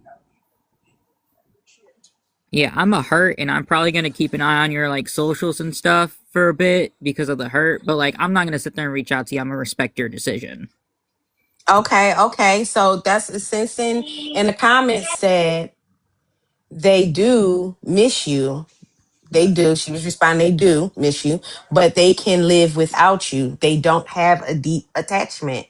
How do the avoidance on the panel feel about that statement? Can I say something in that regard? Sure. So you were connected. You were connected for a reason. You both enjoyed each other's company, their presence, whatever they offered you. So of course there's going to be some level of missing you. But because of circumstances that led to that, like I can easily just go, well, that's how it goes. You know? Like Mm-hmm. like who is the regular? So Creed is Creed. Is this Creed? Is he avoidant? Is he avoidant or Crimson, yes, Crimson is an avoidant. He He was talking identifies about with it. Crip. I not would say Crips? it depends Sorry. on. I'm sorry to interrupt. Go ahead. I just interrupted you. No, I'm no. so I was sorry. trying to. The gentleman at the bottom. I was asking, was he? Does he identify as being avoidant? Crimson, yes. He's talking about Crep. Is I Oh, couldn't When I see his crap. name. was Oh crap! Yes. when I Oh, was crap. younger, Okay. when I was younger. But it's just one of those things like you did break up for a reason. You broke up for a reason, so make peace with that. Tear that band-aid off and get over it. You Well, can miss them all dang. day. No, no, you can miss them all day, but it's over now. I'm messing with Yep. you, crap. I think a better way to put it is they miss the routine of the person, not maybe Mm. the person themselves. Because Crep's right. You broke up Mm. for a reason. Even the It's potential. You can mourn the potential. yes. You can Okay, mourn the so potential. You can miss their place in your life and feel an absence, but you don't necessarily miss the person. You don't miss and the bad, creative, you miss the good. okay, creative perks in the comments said yes, they mourn the loss. So my Avoidance. question, but hold on though. But how do they if avoidance mourn the loss? But when they spend so much time of looking at you and everything that you're not doing right, they don't focus on anything that you are doing right. They're super hyper focused on everything wrong to justify the leave. I think that depends on what style of avoidant we're talking about because there's a difference in it. Like if it's deeply rooted in trauma, their Mm-hmm. brain is convincing them that that is the fact and they need further assistance. And that's not for you to do. They need therapy. But it depends on that situation going into the avoidance. Is it something that they've just always been because that's just who they are and that's their character? Is it something they were raised in and taught and it's now a trauma and it's a trigger? What is the underlying defining factor for that behavior? And that kind of leads further into it. And I will say, there is some overlap between avoidant tendencies and narcissism. A lot of what you've described more feels like narcissistic tendencies. Okay, if that's the case, Haley. With that being said, because at the oh, that's interesting because if that's overlapping, I've been told that because I have been to therapy, and that Mm-hmm. was a because I'm explaining the situations and I'm very honest about my role, you know, um, because again, I think I've talked to Carol. Man, I remember when I said they told me because on their days off, because I work or I'm away working, that they feel like they should not have to go outside the relationship to have their life or to have to do the things they want to do. Me, I have friends, I have activities, I have other things to do. Like I have aside from the relationship. So their whole relationship felt like if I didn't make it happen or if I wasn't present, it's my fault. So therefore that's not normal. Mm-hmm. So with that So being said, so even when they left, that was their whole reasoning because I was broken. I'm not gonna say this. I was broken up with.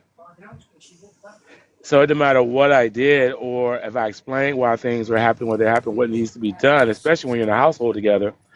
it didn't make sense because they did not care. Mm-hmm.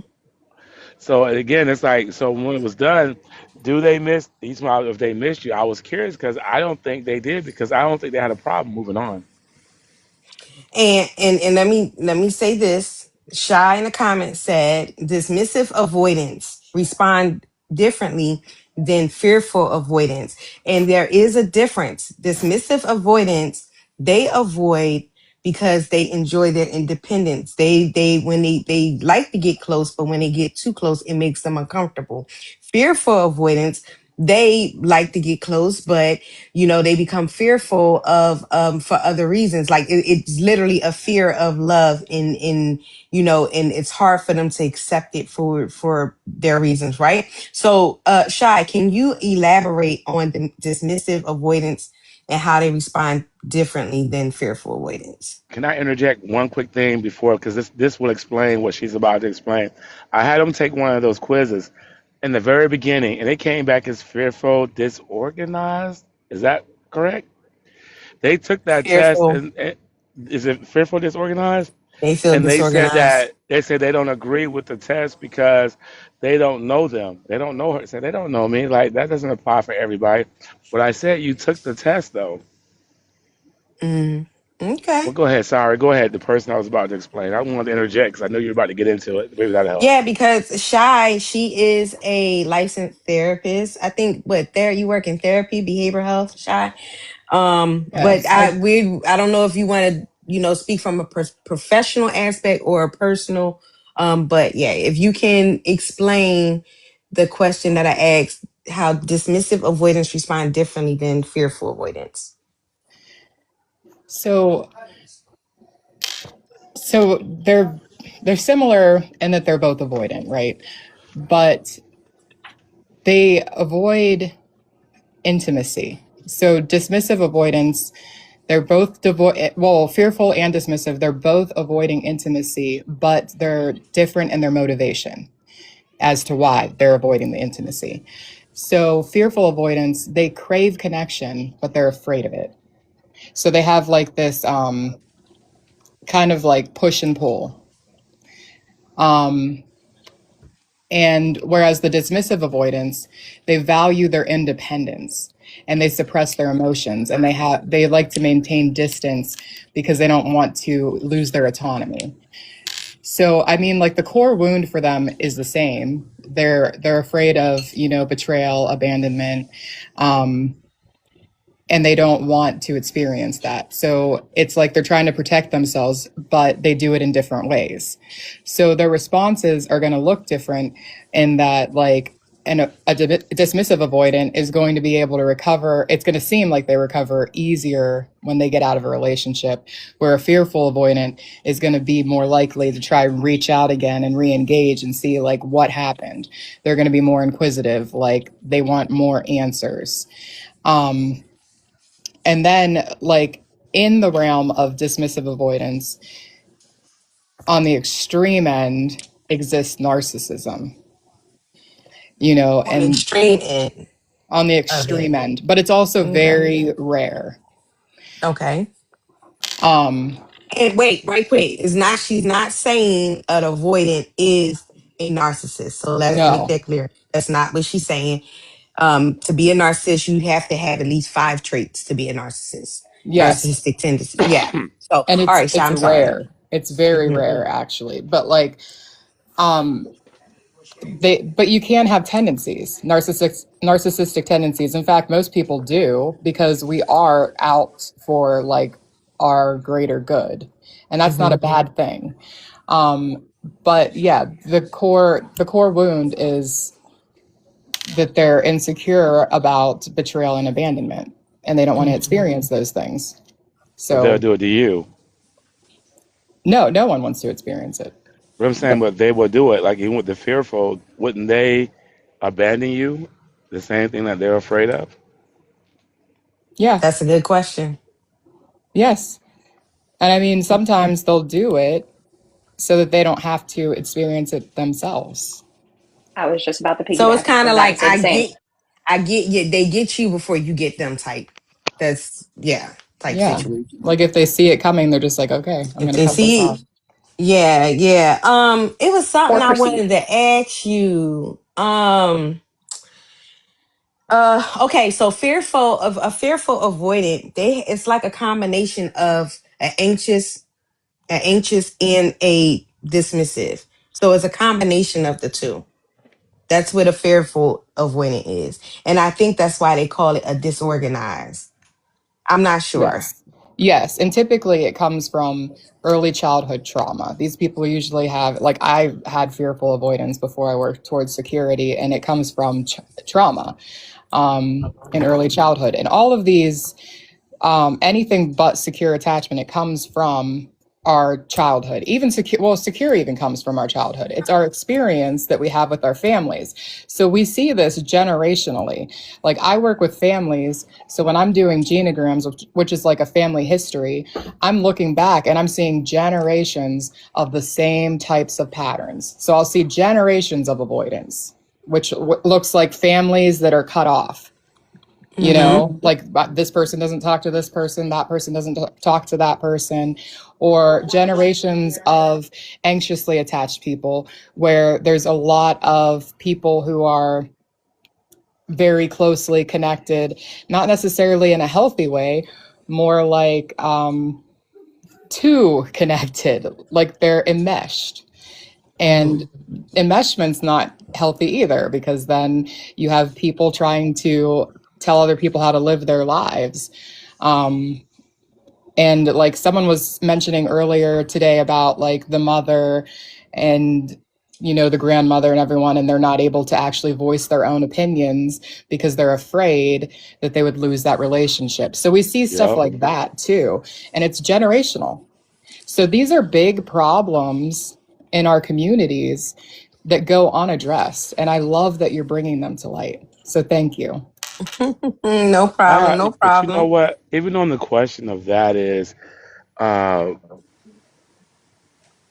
does it take the Thank you, whole Shy. family? Does the whole family need to realize that's going on, or does it just continue with cycle? Because that is not healthy. Lisa. Hmm. That was the shy. Is it a cycle? Is it a cycle that doesn't stop? If it's not, it's I can it's easy to answer that. If a person does not do the self work, it's going to be difficult to stop because what happens is this was said a couple of days ago. We How we move within ourselves, our children, they will reflect what we do.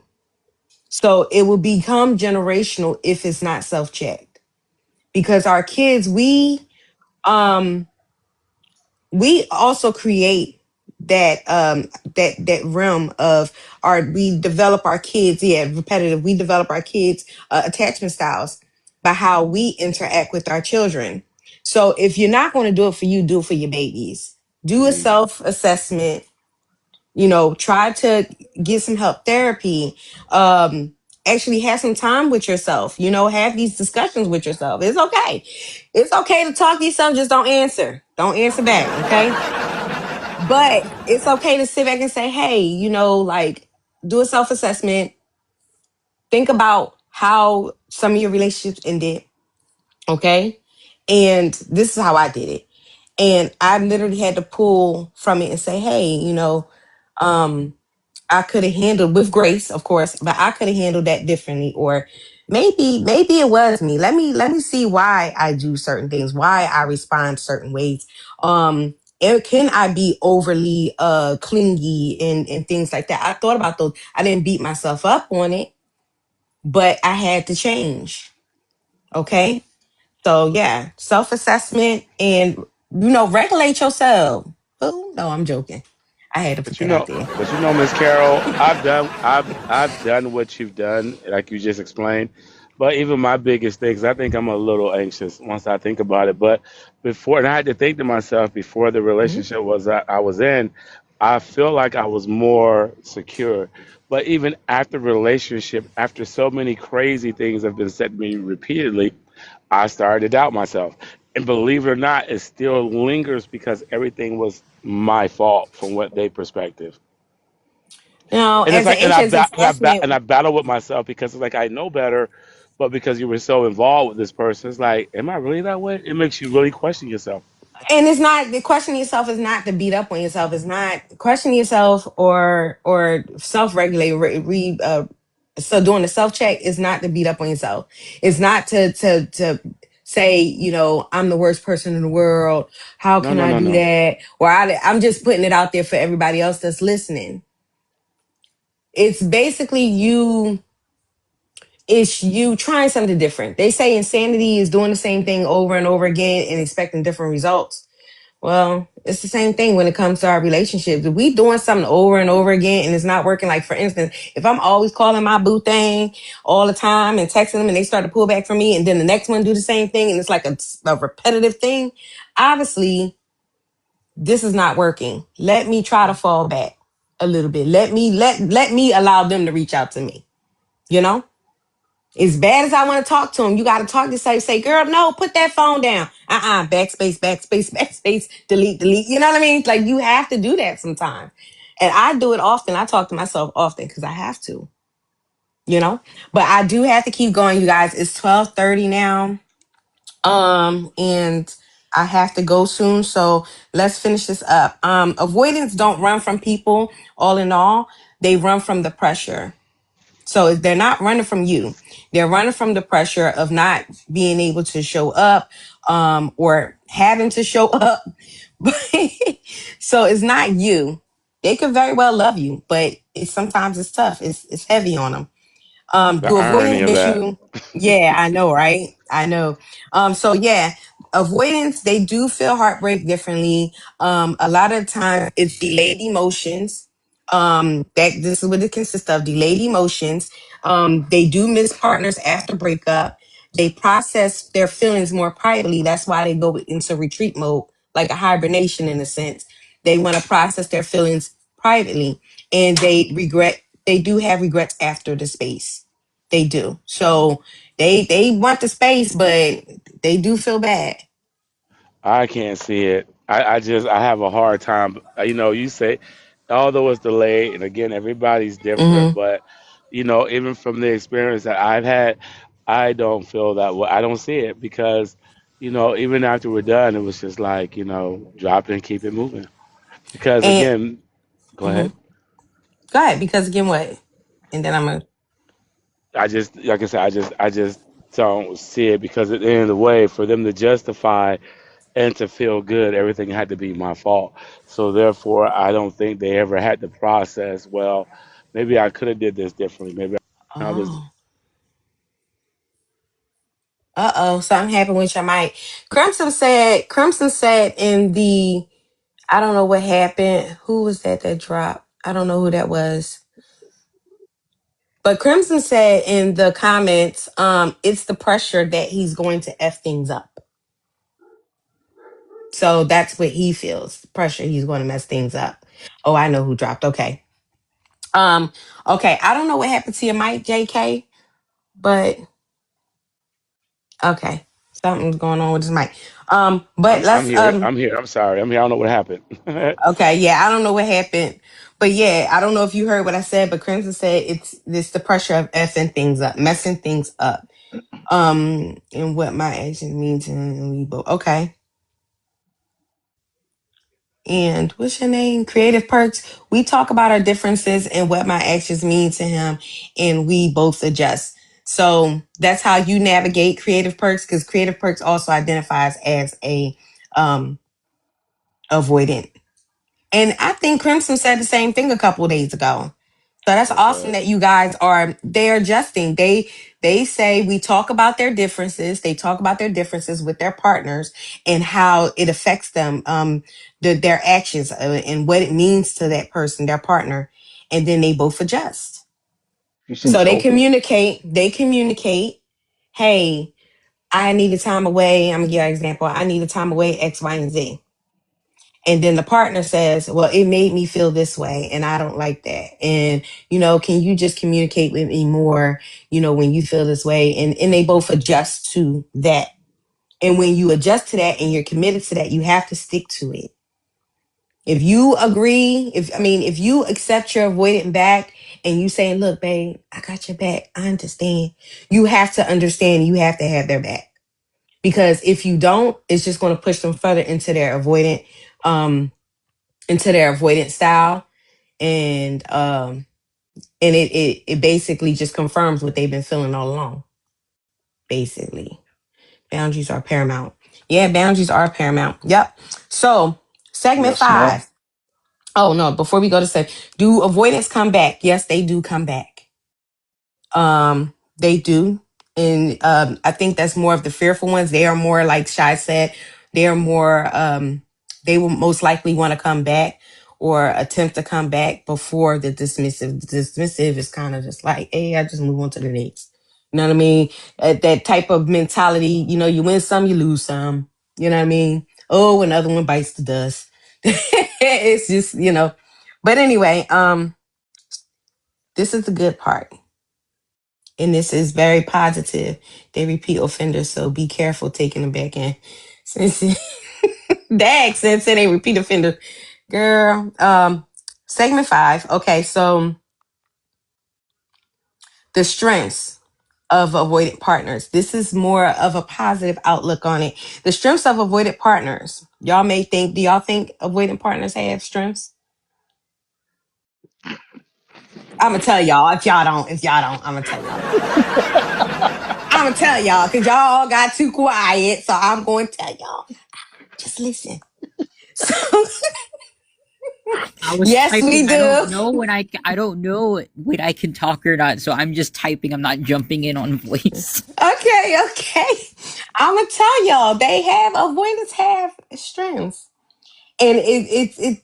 The question is, what makes avoiding great partners? Because some people don't believe. Yeah, tough crowd. Some people don't believe that they can make great partners. I think they can make great partners if they have a partner that's patient, that is understanding, that is willing to be kind and respectful, and just all the good things that love is supposed to be. um and try not to internalize what is happening. It's harder for us anxious attachment to process that, but I do think it's possible as an anxious attached person. We pay very close attention to details of you. Okay, well, let's see. What makes avoidance great partners? They're independent and self-sufficient. Okay. They enjoy being independent and self-sufficient. That's a great thing. That's a great thing, I was right? about to say I agree. I can That's agree a with that one. wonderful thing.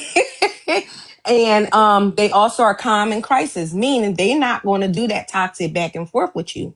They are going to, retreat, gain their senses and everything, and process everything, and come to you in a calm manner. That's awesome. That's a wonderful thing, you guys, by the way. Okay. Tend to be able to emotionally regulate. All right. So, yeah. The next thing is they respect boundaries. So if you say you don't want to talk, they just going to go about their day and do them. They're going to do what they need to do for the day. And then when you ready to talk, they like, okay. And they might Let's check solve the in. They problems. might check in with you. Okay. Yeah, they Hey, might you check in good? with you. That's true. Crimson said, no, I solved the problem if it's urgent and panic later. Oh, Lord. Oh, you're so sweet, Crimson. They're pretty reliable. Yes, boundaries are my love language. Okay, creative perks. So yeah, they respect boundaries. They are loyal once they are committed. Resilient, great word. They're loyal once they're committed. They are not emotionally reactive. So they're not going to react like, oh my God, they're not going to go crazy at first. They're going to process it before they come to you, before they step to you, because they don't want, one of their fears, as we said earlier, is that they're afraid of saying things that they're going to regret later. Okay. So again, independent of self and self-sufficient, calm in a crisis. They respect boundaries, loyal once committed, and not emotionally reactive. I think those are great qualities of avoidant. And we will show up come hell and high water. We will be there. Okay. Oh, see? So avoidants they're great people. They're not, I think that how we respond to them, it can make it ugly. Lisa, are you hearing me, Lisa? Lisa, you hear me, girl? I don't Yes, know if I she am. quiet. I'm listening. Okay. Okay, because I mean, do that sound like great qualities to you? Although you had a bad experience, but that push and pull, that tug of war, I think that's what makes it bad. I think that's what makes it unbearable. But it's going to take two people to do tug of war. You feel what I'm saying? Yes, if the anxious attachment, ding, ding, ding, myself, understands that these are great qualities to help level set the one that is anxious, it's the yin and the yang. It's you're the Mm-hmm. color and they are the canvas. You know. Right. So, and with that being said, I think that anxious attachments and avoidant attachments, if both parties do the work, it can come out to be a successful relationship. But it's going to take both parties. Anxious attachments are going to have to say, "Hey, I'm a little anxious over here because I'm fearful that this person is going to walk away from me." And avoidant attachments being more communicative and reassuring that, hey, I'm not leaving you. I just need to step away. But you know what's It's called using your words but you know what's interesting though? Even in using words, the one thing I could never get past was I don't know. I don't knows. The I don't knows. because they don't know. They Can don't I know, or say they're not something? ready, or they're not ready. Yes, they don't know, or they're not ready to confront the issue. Can I When jump in on it that? I don't comes Yes, to the know. Haley. word I don't know, Um, sometimes we genuinely do not know. yeah, that's what Exactly I was correct. And to saying. be If my straightforward emotions like that is the best thing we can offer you. if my Mm-hmm. emotions are so heavy that I can't even make hell or high water of them, I know there's no way I can verbally express to you what I'm feeling. So I need to take a second, internally reflect, do some metacognition, figure out where I'm at so then I can tell you. So if you ask, hey, I see you're upset, I see you're heightened, what's going on? And I respond, I really don't know. I feel it. I can feel my body vibrating. I don't know. Let me take a second. I'm being 100% genuine. And Now, can I right say quick. something else with that? Uh When you guys huh. continue to push after we tell you a thing, that's what pisses people off. Yep. Keep that in mind. I don't have the I mean, bandwidth pull, to more coddle pull. you. Yeah. Wait, right quick. In OG wisdom, I have to address this because OG thinks he believes that they be knowing, they just don't be wanting to tell you because they don't think you can handle it. I want to say that's not always the case because as you see, a lot of people in the chat and on the panel said they really don't be knowing what's going on at the moment. I have moments like that too, where I am so overly stimulated that, and my husband does too. I'm like, babe, you okay? And he's like, I really don't know. I just, something's off. I don't understand. So a lot of times, just allow them that space to figure it out. The best way to do that, and something I had to learn that came with maturity on my end as an anxious attachment, is I had to learn to say, you know what? Okay, I understand. You don't know what it is. When you are ready to talk, I'm here. I mean, that's common courtesy. That's basic, communication style that, or, consideration or whatever. Hey, when you're ready to talk, I'm here for you. Because people really don't be knowing what's going on. They be having about 15 to 30 things going on at the same time. So they can't really pinpoint exactly what it is.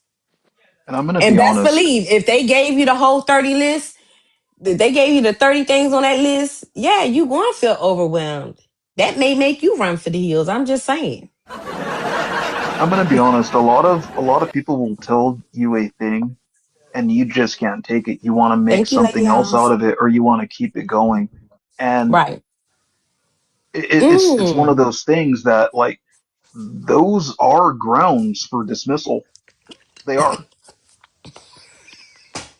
You always Like trying to I get rid of somebody, Crit. What in oh, the oh no, because world? it's one of those things where it's just like Thank you I for the love heart. connection. I genuinely love community, but like I am making my own community, and I will. Lisa. I I I I have the power to to make these judgments. Like that's one of those things. Like Crap. no, You I mean got me I'm over Almost here having your bugging life. right now because you literally, I don't know how many times you just said it in this for me. daggone live. You done said about 5 to 6 times, I'm I leaving. counted I'm 6. done. because it's true. Like I do. I genuinely love connection. I He's a love runner. He's a track community. star. No, I love Yeah, connection. I messing with you. love it. Yeah. And I love being around genuinely good people. Like that's one of the ways that I measure how things are going. Like if I'm around good people. So yeah, I Hmm. have cut off family in the past.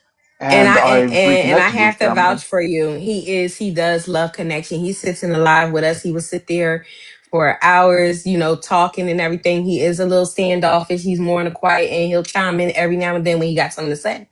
But all in all, he's a great person. And yeah, I'm sorry to cut you off. I gotta keep it moving though, because it's 12:46, y'all. I gotta be to work at 3 o'clock. So I'm trying to hurry up. Oh, you're good. You're good. Okay, but I do have to say that I want to close this out. First and foremost, thank you to everybody. Before I close, the next one that we're going to talk about is why anxious and avoidant people always find each other. That's going to be the next live tomorrow morning. I am going to be on time. I don't have nothing to do, so I will be here. But why do anxious attachment styles and avoidant attachment styles seem to always link up and find each other? So I hope y'all tune in for that. You need to go. Okay, JK, thank you so much. Please come back tomorrow. Okay. Everybody come back tomorrow because we're gonna learn why we always seem to link What up. time Tomorrow I'm gonna be here about 8:15, 8:30. The latest is 8:30. in the morning? So yes. Gotcha. All I right, can thank you. never. I'm. Excuse me, Crimson. I'm on Black folk time. Okay, I say 8 o'clock, 8:15. He'd be like 8:30. For real, for real. Dude, I. I'm on hang time, I'm okay? I grew usually up in always the getting off of South. work.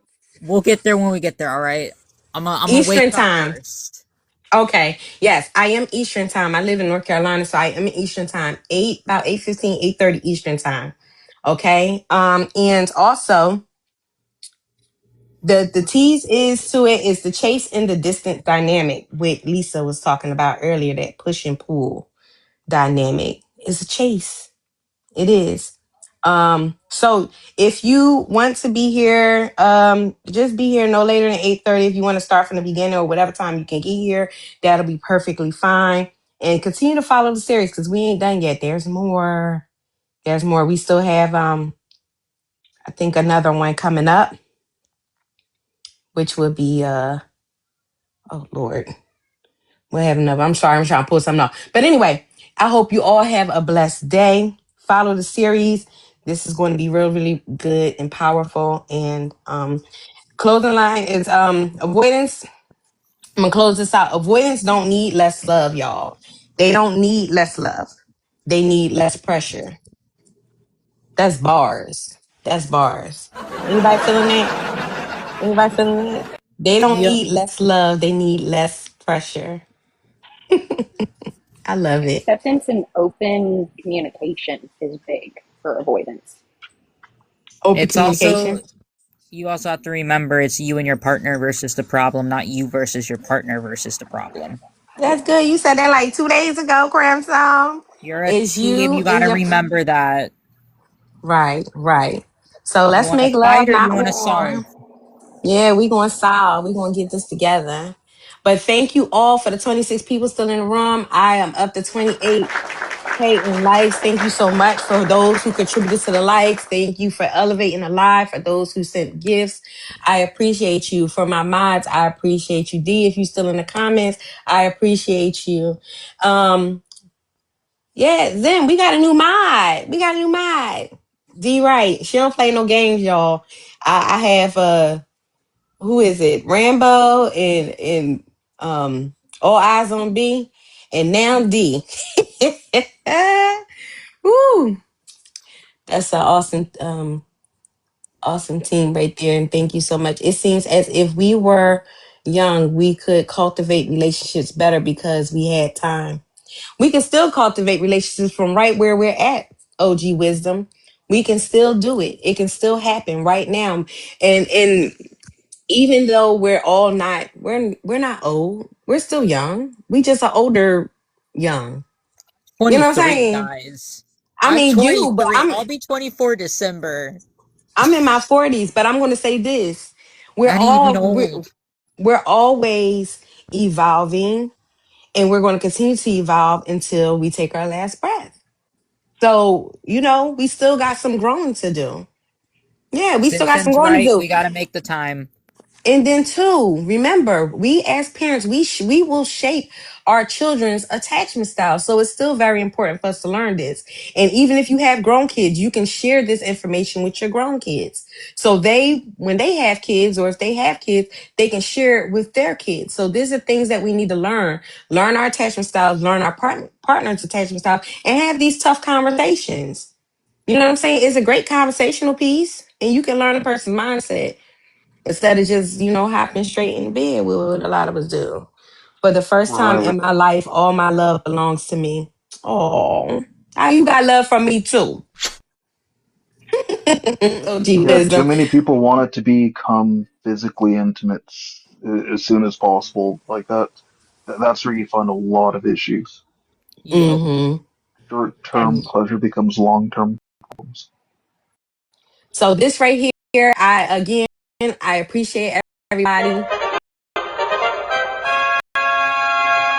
Yay, we did good today. And I hope you all have a great day. Happy Thursday. Go get some lunch.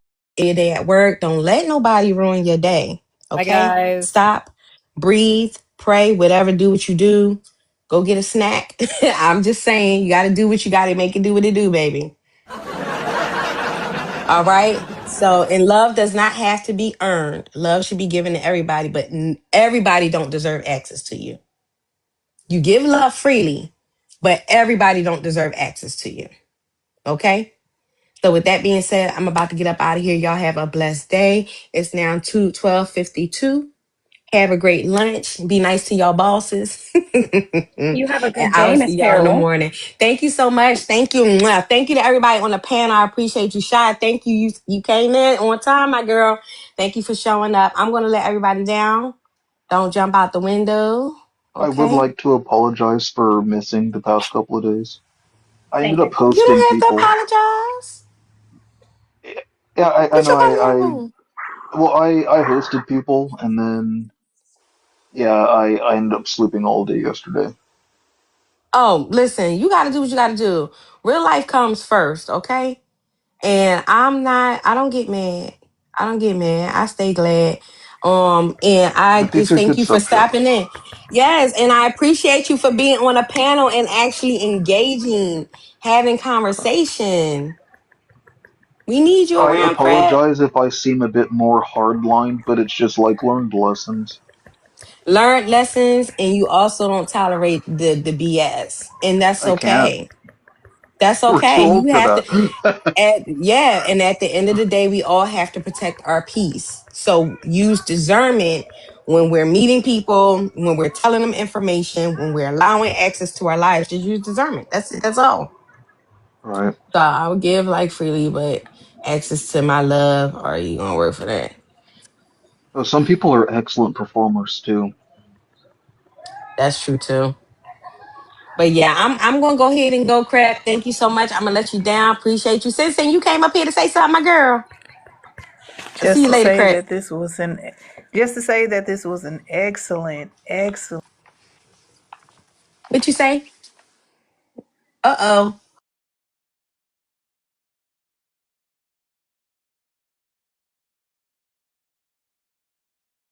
Can't hear you. What you say? Okay, sorry I broke Oh, up. It was a phone call coming in. I oh, was okay. saying this was a very excellent Thank topic, you, Rika. something that I can relate to because I was married to an avoidant. Hmm. So yeah, this was super spectacular, and I'd like to thank you. And I always thank you for bringing light to things that make us think and trigger, you know. Oh, you got another phone call. They done called you back. My sister be doing that, showing anxious attachment style. Be calling me, hanging up, call me. If I don't answer, let me get back. That part, yeah, and they keep calling me over and over, yeah, but Well, I don't yeah, want you to miss the call because yeah. it could be emergency. No, no, no. It's not Okay. important. That's bill collectors calling for my Yes, I one of my understand. children. Oh, Yeah, but yeah, okay. yeah. It was very relatable. because I was married to an avoidant. So, Mm-hmm. I wish I could have. I'm on my my first break now, but I wish I could have joined the panel earlier. Yeah, to give my input. So I tried to say as much as I could in the comments, and I just wanted to say thank you, because Okay. a lot of those things Doggy. that Mm-hmm. that were in my relationship, I can relate to, from everybody's input. So thank you. You're so welcome. Thank you. And I appreciate the kind words. And I'm going to keep bringing it, dropping it like it's hot because again, you didn't meet me when we were going live and I said the purpose of this and I really feel like I'm called to do this. I Yes, you want to are. see relationships grow. I want to see us do better so our babies will be okay. Our Right, babies need us, exactly. and if we're good, they're going to be good. And be honest, a lot of our pain and hurt it stems from our childhood, yes, but who we're attaching ourselves to, it doesn't help sometimes. So we need to find people or be with people who is contributing to a more healthier lifestyle or well-being than Absolutely. you know what I mean. So Right. we just making people aware, breaking Yeah, general that's trauma true. for the And kids. it That's right, also Haley. brings a lot of resolution for people that, even if you're on the outside looking in just listening, that may bring a resolution to somebody who needed to hear those words, in the live for the day, to be able to understand something that they didn't understand about their partner, and Right. new ways of communication. And that's what it's all about. Right. Thank you so much, Simpson. Girl, You're come back welcome. tomorrow. This gonna be a good Oh one. yeah, most definitely, most definitely. Yeah, but had you came in earlier, which I was expecting, because I kept looking. I was like, now Yeah. I'm not in a position to talk. But yeah, I'll definitely get It's all here on right. time I'm tomorrow gonna as be on well. time. I had to get shots in my knees, so I had an appointment at 8:30 this morning, and I was not missing that. But Right, I'm glad right, that right, right. I'm No glad I made the pressure. decision to still come on because I got to meet some really great people. We had great dialogue, great conversation, and those Yes. who needed to be here, those who were here needed to be here. So Right, definitely. Definitely. okay, but thank you, my All love, and you have a right. blessed day. Enjoy your lunch, baby. You're welcome. Thank you so much. Enjoy your day as well. All right, take care. Bye. Bye. Dougie! Dougie, you back! Yay, Dougie! Sis, It's so good enough seeing love, you. Enough love, you know. Wagwan. Big up. Yeah, and I sis, big up, you know. It's okay, Craig. Hey, Yeah, it's so good seeing straight you. I'm up, happy that you're out of TTJ. I ain't trying to put the definitely, business out there. I'm definitely. sorry. Yeah, them free me up, you know. Yeah, they're free. They free my boy, my brother. I'm so glad. Definitely. We went to when what time are you Yeah. going live, Dougie? I think 6 o'clock, sis, because I'm on the job. I'm in Montego Bay. I'm Oh, near Maxar. I'm going to pull up yeah. on the side, the boss say, hey, Dougie, please go with this boy for me. And I say, oh, no problem, bro. So we're here putting some railing on a hotel Okay. Well, Cameron, you I, know? I'm depending on how long you stay on, because Chosen go live. I gotta be there. I'm her mod, and Okay. I'm there to support her. But if thank you, Sensen, thank you so much.